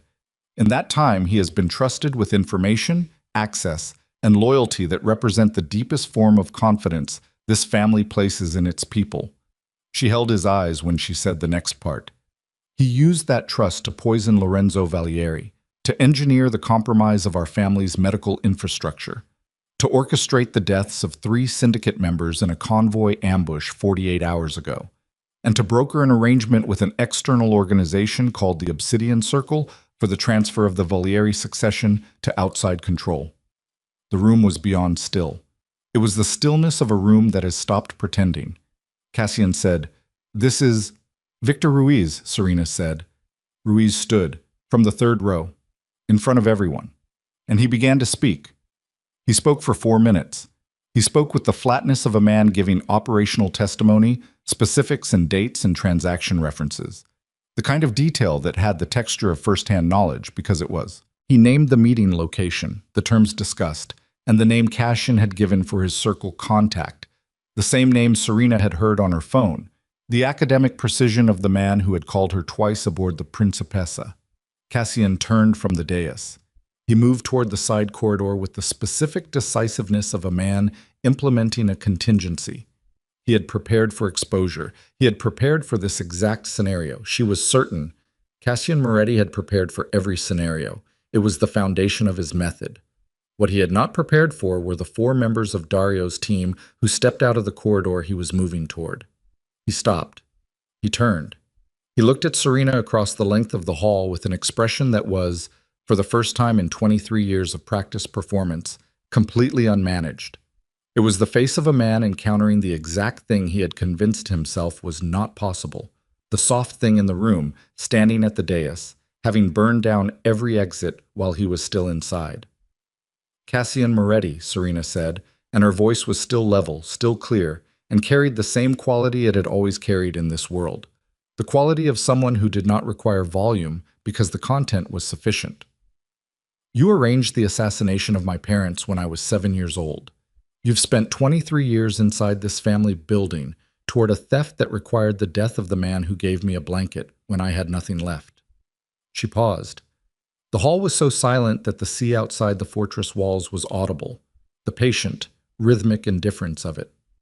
"I have evidence for every claim made in this room today. I have financial records, communication logs, the testimony of Marco Bianchi, who you tried to kill, the testimony of Victor Ruiz, and the testimony of Elena Vasari, who you recruited when she was 19 years old, because you have always operated on the assumption that people without power can be used and discarded." She looked at him steadily. "Every member of this summit will receive a complete file before they leave this building. The documentation is already with our legal representatives in 3 jurisdictions. This is not an accusation. This is a conclusion." Cassian looked at her for a very long moment. Then he said quietly, the warmth entirely gone from his voice, what was underneath it finally audible, "You have no idea what you've inherited." "I know exactly what I've inherited," she said. "That's what you got wrong." 2 of Dario's men reached him. He did not resist. He looked, as they positioned themselves at his sides, like a man who has already moved on to the next calculation. And that was the thing about him, the thing that made him dangerous regardless of what room he was in, the relentless forward motion of a mind that never fully accepted a closed door. She would remember that. A shot came through the eastern window, high, from the roofline, the sharp crack of it arriving a half-second after the impact that took the top of the chair beside Lorenzo and sent stone fragments into the air in a white spray. And the room exploded into motion, 43 people simultaneously doing 43 different things, some dropping, some moving toward exits, security personnel crossing the room in trajectories that overlapped and resolved into defensive clusters around the family heads. Lorenzo was on his feet. Serena moved to him and he was standing, which meant the shot had missed, which meant it was meant to miss or the shooter was adjusting. And then a second shot came, this one through a different window, a different angle, and Lorenzo's left arm snapped back with the impact, and he went down hard against the front row chairs, taking 2 of them with him, and Serena was beside him before she'd decided to move, her hand going to his arm, feeling the heat of the wound, her fingers slick with it. "I'm fine," he said, which was the most Lorenzo thing he had ever said. "You're shot," she said. "I've been shot before." He pressed his right hand against his arm and looked at her with eyes that were clear and focused despite what was in them. Not absence, not shock, but the compressed, furious clarity of a man who has been through enough of these moments to have a relationship with them. "Go." "I'm not Serena." His voice had the quality it had always had with her, the specific register of the only person who had ever known exactly how to reach her. "Go finish it." She looked at him for 1 second. His hand was on her wrist, not holding her, just resting there, the weight of it familiar from 31 years of a particular kind of love, the kind that doesn't require language and doesn't soften with difficulty. She stood up. Dario was already running coordinating communications in her earpiece, 2 shooters on the roofline, eastern and western positions, one contained, one still active. The hall was chaos managed at the edges by people who had trained for chaos, and through the chaos, Cassian Moretti was no longer where she had last seen him, because of course he wasn't, because the shots had been his contingency, and he had used the 4 seconds of maximum disorder to move, and she had been at Lorenzo's side and not watching the room. She looked at the side corridor, Dario in her ear. "He went down. There's a passage under the—" "I know the passage," she said. She had walked every corridor of this fortress in her memory for 47 hours, and the passage under the eastern staircase that connected to the sea-level access was something she had known since she was 11 years old and had used it twice herself for reasons she didn't need to revisit now. She moved.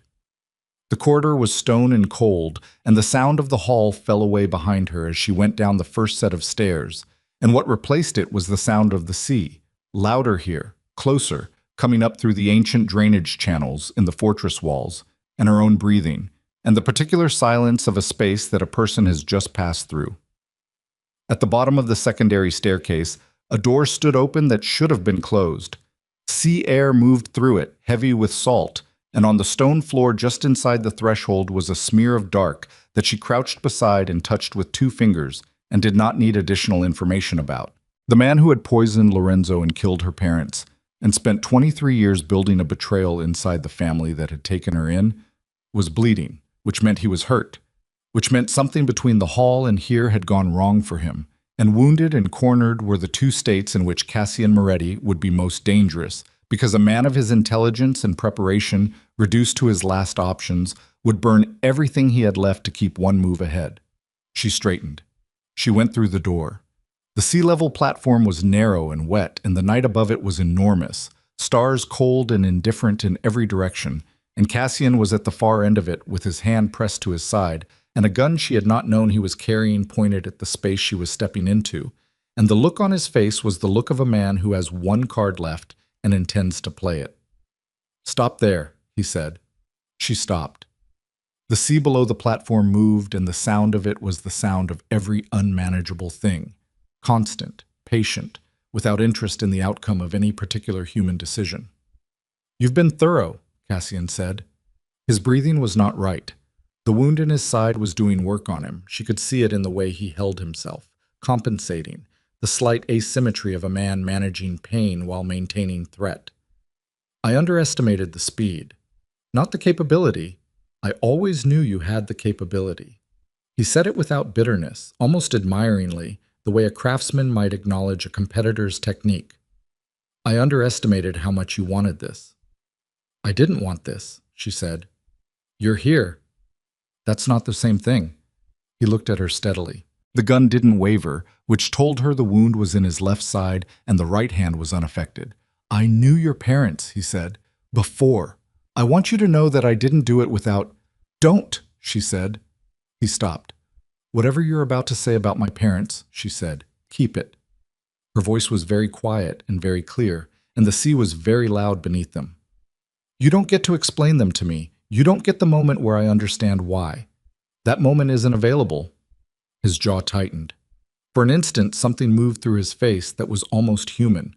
Not remorse, she didn't believe in his remorse, but the specific loneliness of a man who has operated so long in the register of pure strategy that the human responses have atrophied, and who finds, at the last moment, that he misses them.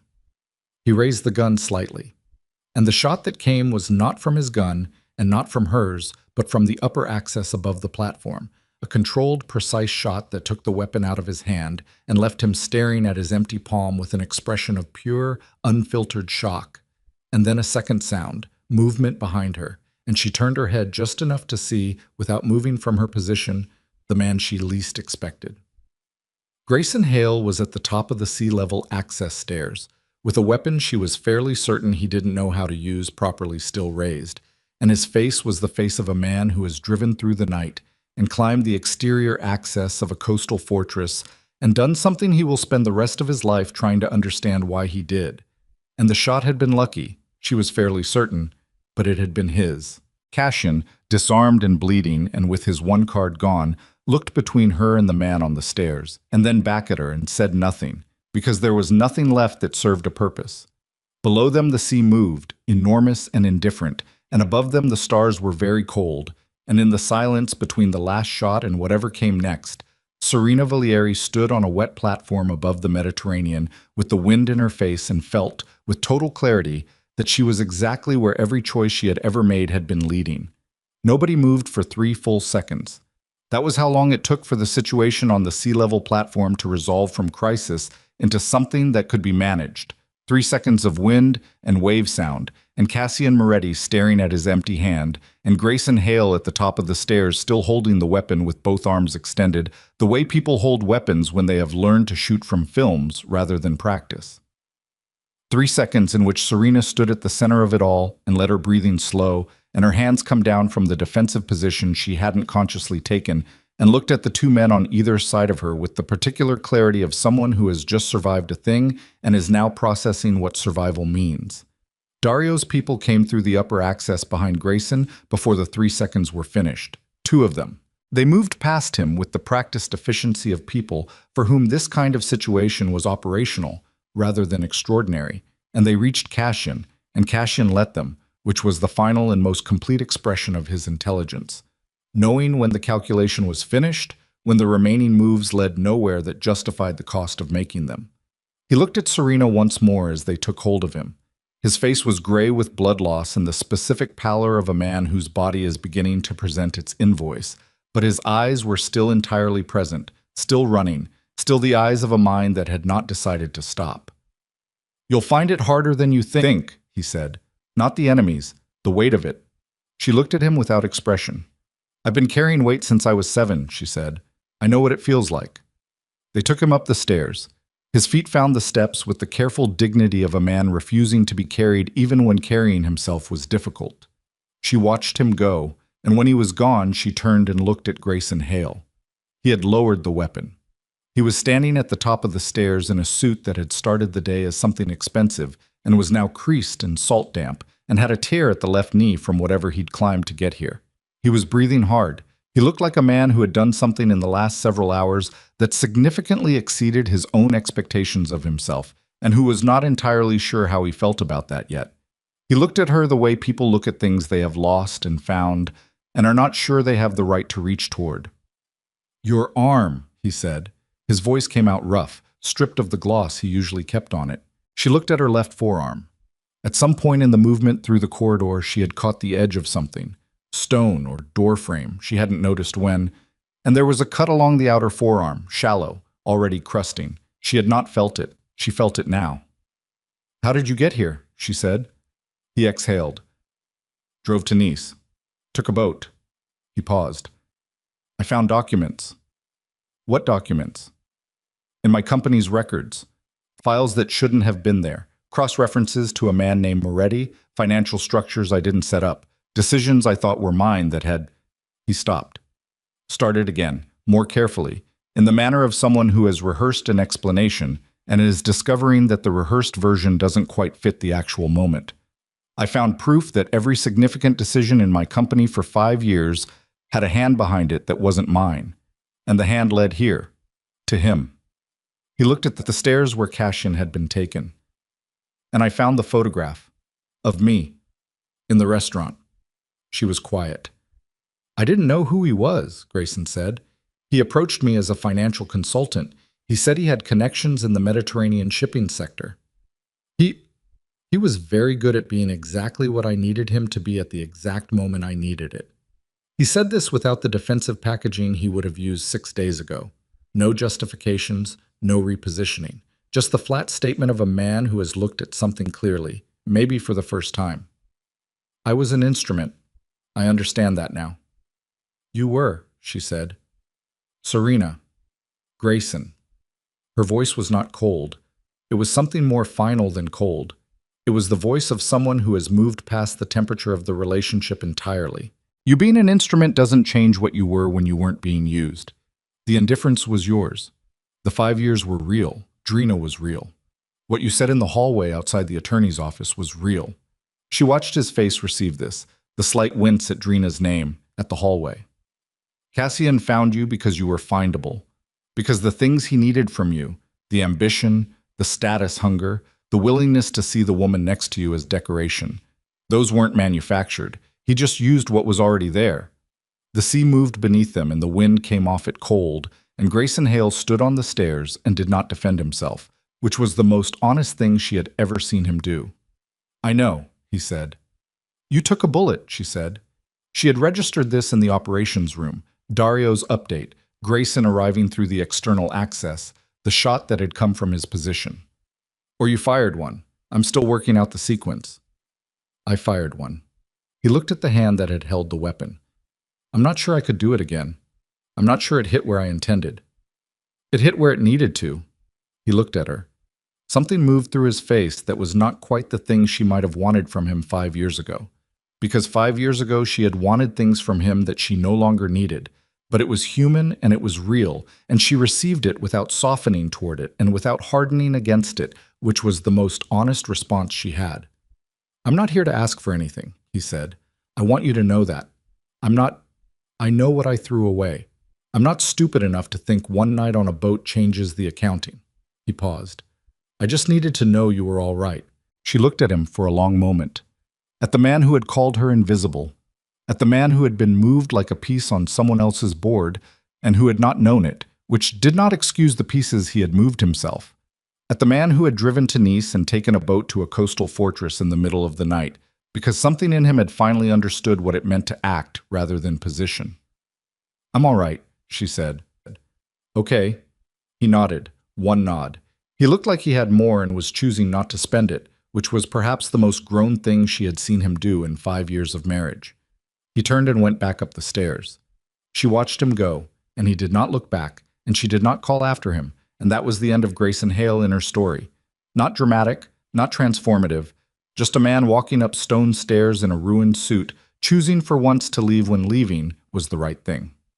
Lorenzo was in the medical room on the second floor, which had been set up with the specific thoroughness of a space that expected to be used.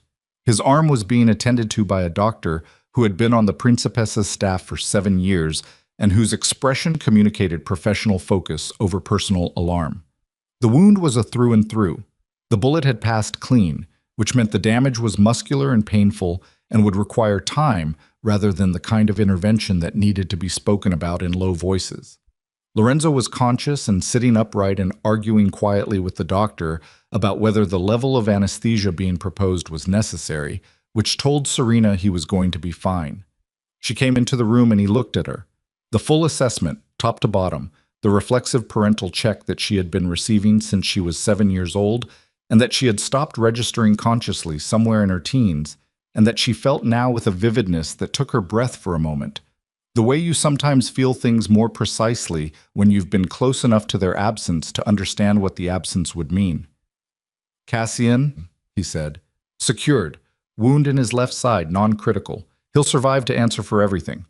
She sat in the chair beside him. "The summit. Petra is managing the session. We'll need to address the families formally before they leave. Tonight, if possible. The documentation goes to every delegation before anyone boards their transport." "Agreed." He watched her. "Grayson Hale." "Gone," she said. He came through the external access. He fired the shot that disarmed Cassian. Lorenzo processed this in the way he processed unexpected information. Very still, very internal. The processing invisible on the surface, but evident in the slight delay before his next word. He said, which was Lorenzo for I was not expecting that, and I'm not sure what to do with it. "He's not a problem," she said. "He's not a factor. His company loses whatever Cassian built into it and whatever organic growth it generated. The Obsidian Circle's withdrawal will take 3 or 4 years to fully work through the market exposure. He'll survive it. He's more capable than he knew, which was always the irony." She paused. He just needed to believe it was all himself. When he stopped needing that, there was actually someone there. "Do you feel anything about him?" Lorenzo said. He asked it directly, without softening, because he had always asked her direct questions, and she had always found it both difficult and the thing she trusted most about him. She thought about it, actually thought about it, rather than reaching for the answer that was easy. "Something," she said. "Not love, not hate. Something that's mostly tired. Tired of the shape it had. Tired of who I was inside it." She looked at her hands. "I think I felt invisible for so long I forgot that was something he was doing, not something I was." Lorenzo looked at her for a moment. "You were never invisible," he said. "You were hidden. Those are different things." She did not cry. She was not going to cry in the medical room with the doctor 3 feet away attending to a gunshot wound, which was a reasonable boundary. But something shifted in her chest at those words, something that had been held in a specific position for a long time, and the shift was not comfortable and was also, in the way that necessary things often are, relief. "I need you to tell me something," she said. "Honestly? Always. The will change, the designation, all of it." She met his eyes. "Did you always intend this? Or did the illness make it necessary? He was quiet for a moment. The doctor worked carefully at his arm, and the room was small, and the night outside the window was beginning to show the first gray at its edges. Both, he said finally. I always knew what you were. I watched you from the time you were 7 years old, and I saw someone who understood this world in her bones, whether she wanted to or not. When I got sick, he paused. When I got sick, the necessity gave me permission to do what I had always wanted to do but hadn't, because you had asked me not to. He looked at her steadily. I want you to know that the designation is not only about protecting the empire. It's about giving you back the choice you never got to make freely. She looked at him. What choice? Whether to be part of this family, he said. You left at 19 because you were afraid of what this life would make of you. You had the right to be afraid. You had seen what it made of people. But you were 19 and afraid, and that decision had the shape of a wound, not a choice. He shifted slightly, winced, ignored the wince with the practiced ease of a man accustomed to his body's objections. You're 31 now. You've seen both sides. You can choose now with your eyes fully open. He paused. The will stands regardless, but I'm asking whether you want this, not whether you'll do it because you're needed. The doctor stepped back to reach for something on the tray beside him, and in the brief space of his attention moving away, Lorenzo put his right hand over hers on the arm of the chair, not holding, not gripping, just present. She looked at his hand over hers, at the knuckles sharper than they'd been, at the age in the skin that hadn't been there 12 years ago. I want this, she said, not the violence, not the parts that destroyed my family and 100 other families, but the people in it, the ones who stayed loyal, who protected what mattered when they didn't have to. I want to be responsible for those people. She breathed. And I want to dismantle the parts that should be dismantled, not the whole structure.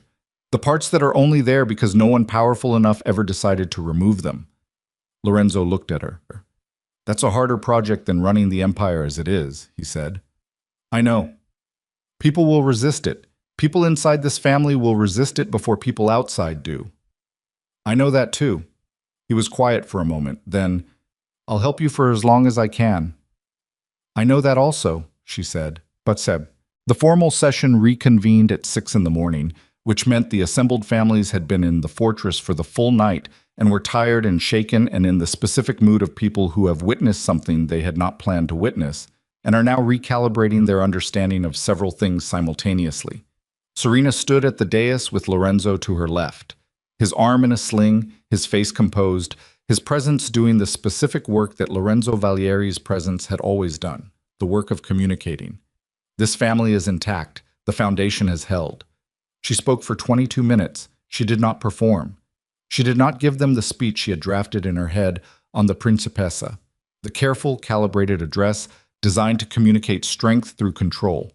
She gave them the truth, in the flattest language she could find, because she had learned something in 48 hours that she suspected she had always known but not trusted. The truth, told without ornament, was more authoritative than any performance. She told them what Cassian had done. She told them what she had found. She told them what the Obsidian Circle was, and what it had attempted and what remained of it following the transfer lockdown and the detention of 3 additional Circle members whose identities she had established through the financial cross-referencing on the Principessa. She told them about the convoy. She named the men who had died. She told them that the Valieri family's intention going forward was to honor the alliances that had been built on genuine mutual interest and to formally dissolve the arrangements that had been built on extraction and threat. She told them that the documentation in the folders, now in front of each delegation, contained everything she had just described, verified and notarized, and that each family was entitled to make their own determination about what this meant for their relationship with the Valieri organization. She told them she expected that some of them would withdraw. That was their right. She was not asking for loyalty through fear, which was the only method this family had previously employed, and which had produced the conditions for Cassian's betrayal in the first place, because loyalty through fear produced people who were waiting for the moment fear no longer applied. She paused then. Let the room hold what she'd said. I'm asking, she said, for something harder and less certain.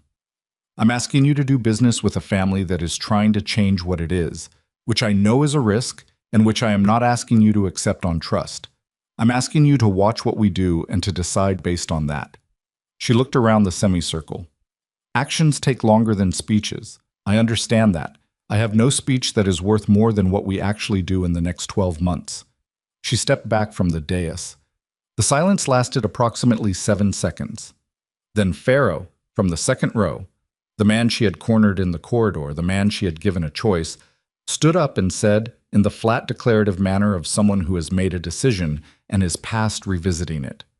The Pharaoh network extends its support to the Valieri succession. Victor Ruiz, from the third row, stood without being prompted. He said nothing. He sat back down. That was sufficient. 4 more delegations stood before the session formally closed. 3 did not. 2 asked for time, which she granted without condition. It was not a sweep. It was not a coronation. It was 7 delegations out of 21, which was a start, which was in fact more than a start, which was the functional architecture of a coalition if managed correctly over time. She understood the math. She had done the math while she was sitting in the operations room at 3 in the morning reading files. Lorenzo understood it too. She caught his eye after the session, and he gave her a nod that was not the nod of a man satisfied. It was the nod of a man who has learned over 50 years to distinguish between what you wanted and what you got, and to work honestly with the difference. They brought Cassian before her in the afternoon. She had requested this. Not Lorenzo, not Dario, not the assembled captains who would have been the traditional form. She had requested a private meeting, 15 minutes, one of Dario's people present and armed, and they had brought him to the small room off the eastern corridor that smelled of old paper and salt. He was cleaned up and bandaged and handcuffed to the chair with the specific indignity of a man who has spent 23 years being the one who decided where other people sat and is now sitting where someone else decided. He looked at her when she came in with the assessment still running in his eyes, the intelligence that not even a bullet wound and a night in custody had interrupted. She sat across from him. She did not bring documentation. She did not bring a recorder. She brought herself and 15 minutes and the specific question she needed answered. "My parents," she said. "Why?" He looked at her. The warmth was fully gone. She suspected it had always been a thing he wore rather than a thing he was. The warmth. And without it, his face was striking in a different way. The way a building's structure is striking when the ornamental facing has been removed. Not cruel, just functional. The face of a man for whom human beings had always been primarily variables. "Your father was going to expose the Mediterranean corridor," Cassian said. "Not the whole operation. He didn't know the whole operation. But he knew enough to put the Valieri name in front of 3 governments' intelligence services, and that knowledge, combined with his access to Lorenzo's inner circle, made him a liability that couldn't be managed any other way." He said it the way he said everything, without drama, with the flatness of a man describing a business decision. "Your mother was collateral. She was there. She received this. She sat with it. She had known some version of this for a long time, had assembled the shape of it from fragments over 20 years. But the actual words, stated plainly by the person who had made the decision, landed differently than the shape had. "You told Lorenzo it was the Bianchi family," she said. "Yes. And he believed you for 23 years. Lorenzo trusted me." He said this without triumph. Not naively. He wasn't a naive man, but I was very careful about what I let him see and what I kept from him, and I had 23 years to calibrate it. Yes, he believed me.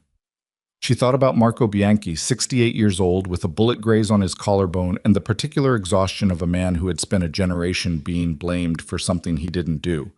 She would have to address that. There were things that could not be undone. The deaths, the years, the accumulated weight of a lie maintained by the man everyone trusted. But some things could be addressed formally, in front of the people who needed to hear it, and she would do that.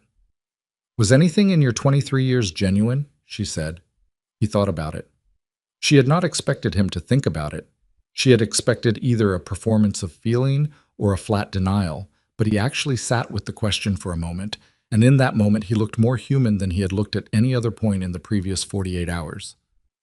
"Lorenzo," he said finally, "in the beginning, the first 5 or 6 years, it wasn't only strategy, he stopped, started differently. I was the most capable person I'd ever worked with, and for a time that was enough. That was genuine." He looked at his handcuffed wrist. Then it became clear that his capability was going to be applied to goals I couldn't reconcile with what I believed the empire should become. So I built something else around it. He paused. But the first years were real. She stood up. She had 15 minutes and she had used 12, and she had what she needed, which was not absolution for him and not closure for herself, but the information she had come for, placed where she could look at it clearly without it surprising her from a direction she hadn't expected. "You'll be transferred to a secure location while the legal process runs," she said. "Our attorneys are working with 3 jurisdictions on the criminal exposure for the convoy deaths. That process will be transparent, documented, on record, not managed quietly. Everything about what you did and what the consequences are will be on record." She moved toward the door. "You said I don't know what I've inherited. You're right that I'm still learning it, but I know this much. I'm not going to manage it the way you managed it. I'm not going to keep the things that needed to be kept from the light in the dark just because the light is uncomfortable." She put her hand on the door. "That's the difference between us." He looked at her. He said, "That difference will cost you." "Maybe," she said. "It will cost me less than your way cost everyone else." She walked out and closed the door and did not look through the small window as she passed it, because she had spent enough time in Cassian Moretti's presence and intended to spend no more than required by the process ahead. Grayson Hale left the fortress at noon in a car that Petra arranged without being asked, which was the kind of thing Petra did, anticipated what was needed before anyone named it. He was given a driver and a route to the Nice airport and nothing else, because nothing else was owed, and she had been clear about that without saying it directly. She watched the car from the eastern window, not because she needed to see it go, but because she was in the eastern corridor on her way to the docks, and it happened to pass below her while she was there. She watched it for the 3 seconds it was visible, and then it was gone around the headland, and she continued to the docks. Marco Bianchi was there. He was sitting on a bench near the water with his jacket off despite the cold, the bandaged shoulder visible, watching the Principessa where it sat at anchor 200 yards out. He looked, in profile, like a man having a conversation with something that wasn't there. She sat down beside him. He didn't seem surprised. He looked at the yacht for another moment and then at her.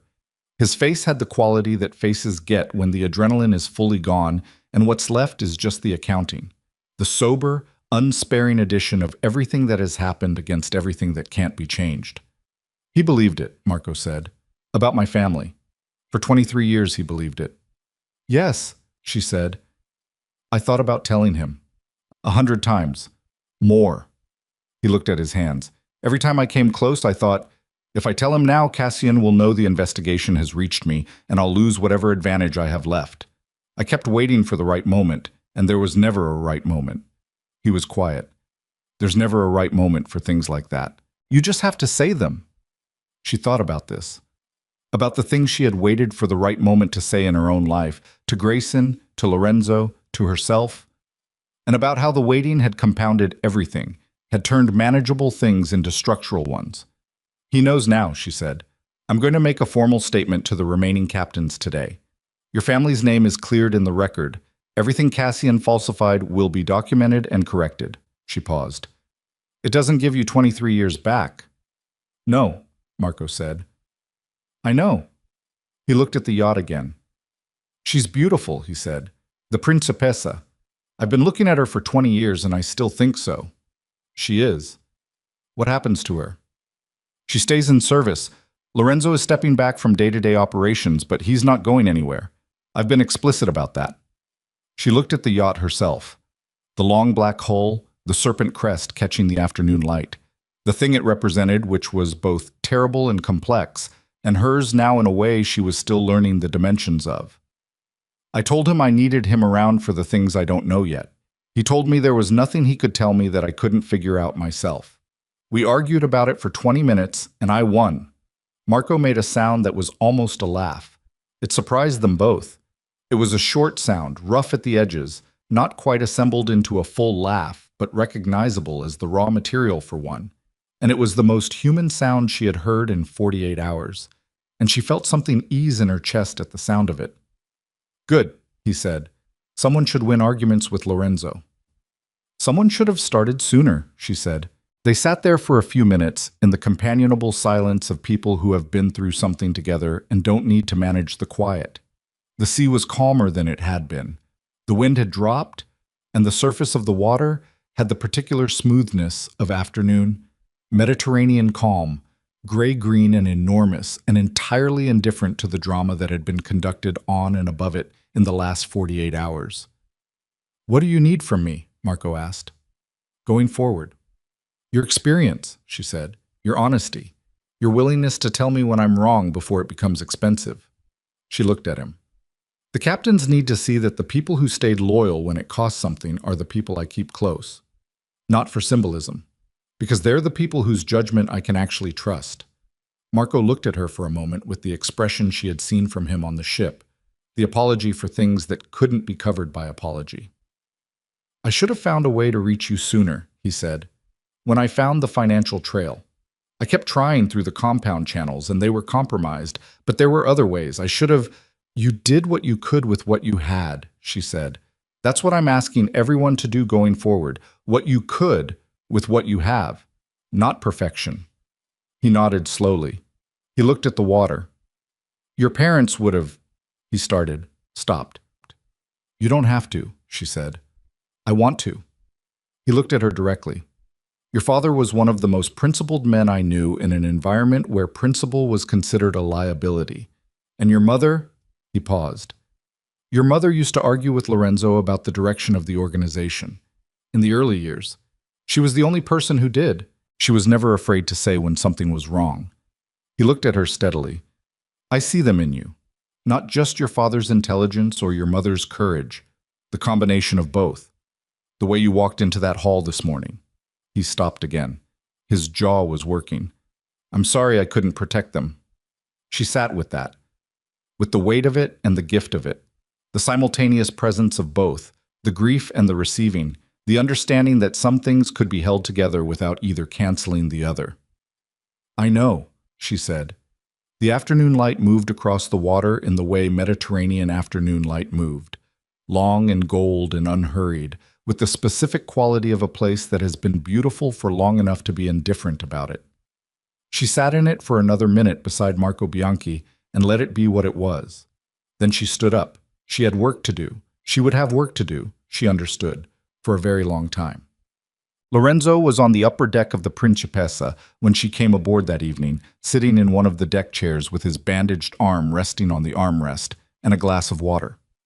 He wasn't drinking on the small table beside him. He was looking at the coastline, the fortress above on its limestone promontory, the town below it scattered with lights coming on one by one as the dusk deepened, the long curve of the coast north and south of it. She sat beside him. She did not bring anything with her. No files, no phone, no tablet, with the 17 ongoing matters that Petra had briefed her on that afternoon. She brought only herself, which was its own kind of discipline after 48 hours of bringing everything. "How's the arm?" she said. "Instructive," he said, "in the sense that it reminds me I'm not 30. You haven't been 30 in 22 years. I was better at pretending." He glanced at her. "The session with the captains went well. Better than I expected. Marco? He'll take the position." She had asked Marco to come on formally as senior advisor, which was a thing she had invented the title for because the existing titles were all historically associated with structures. She was in the process of restructuring, and she needed to begin the language differently.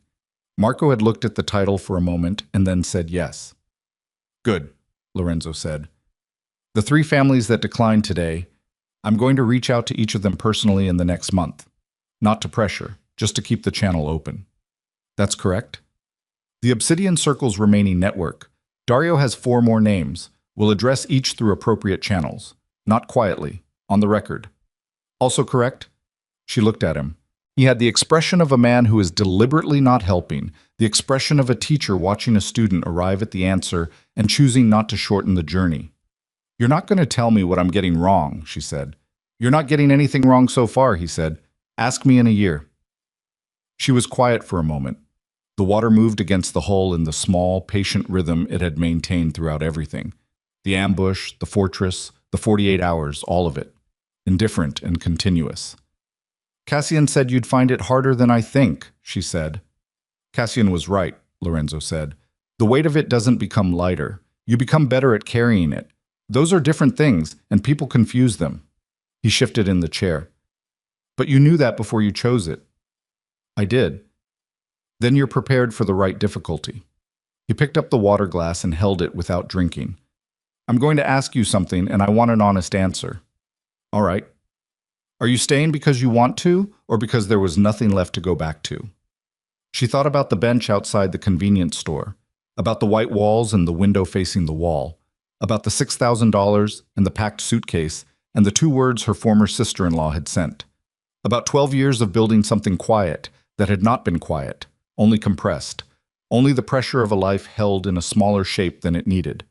I'm staying, she said, because I came back and found out this was the thing I was capable of, and I'm not interested anymore in arranging my life around a smaller version of what I'm capable of. She paused. And because the people here are mine, not the empire, the people, Marco, Petra, you. She looked at him. The rest I'll build as I go. He was quiet. He looked at the coastline. He breathed in the way she had come to read over the last 2 days.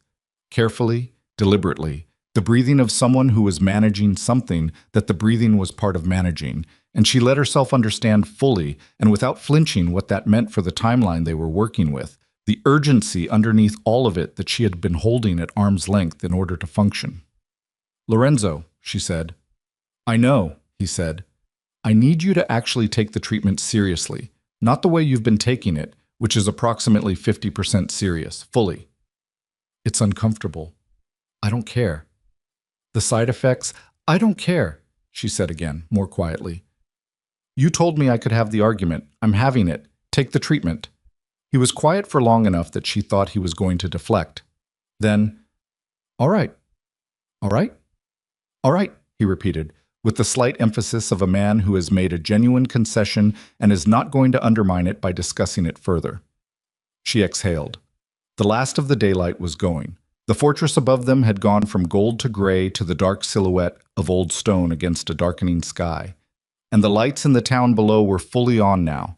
And on the water around the Principessa, the reflections of those lights made small, moving shapes that had no particular meaning and were beautiful anyway.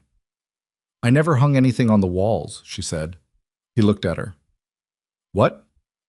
In my apartment in New York, 2 years I lived there. I told myself I hadn't found the right thing, but really, she thought about how to say it.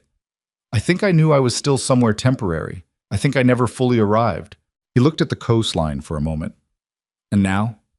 She looked at the water, at the lights, at the old stone fortress on its limestone promontory that had stood for 230 years and would stand after everything that had happened inside it this week had become part of the long, unromantic story of what human beings did to each other and for each other in the rooms they built to last.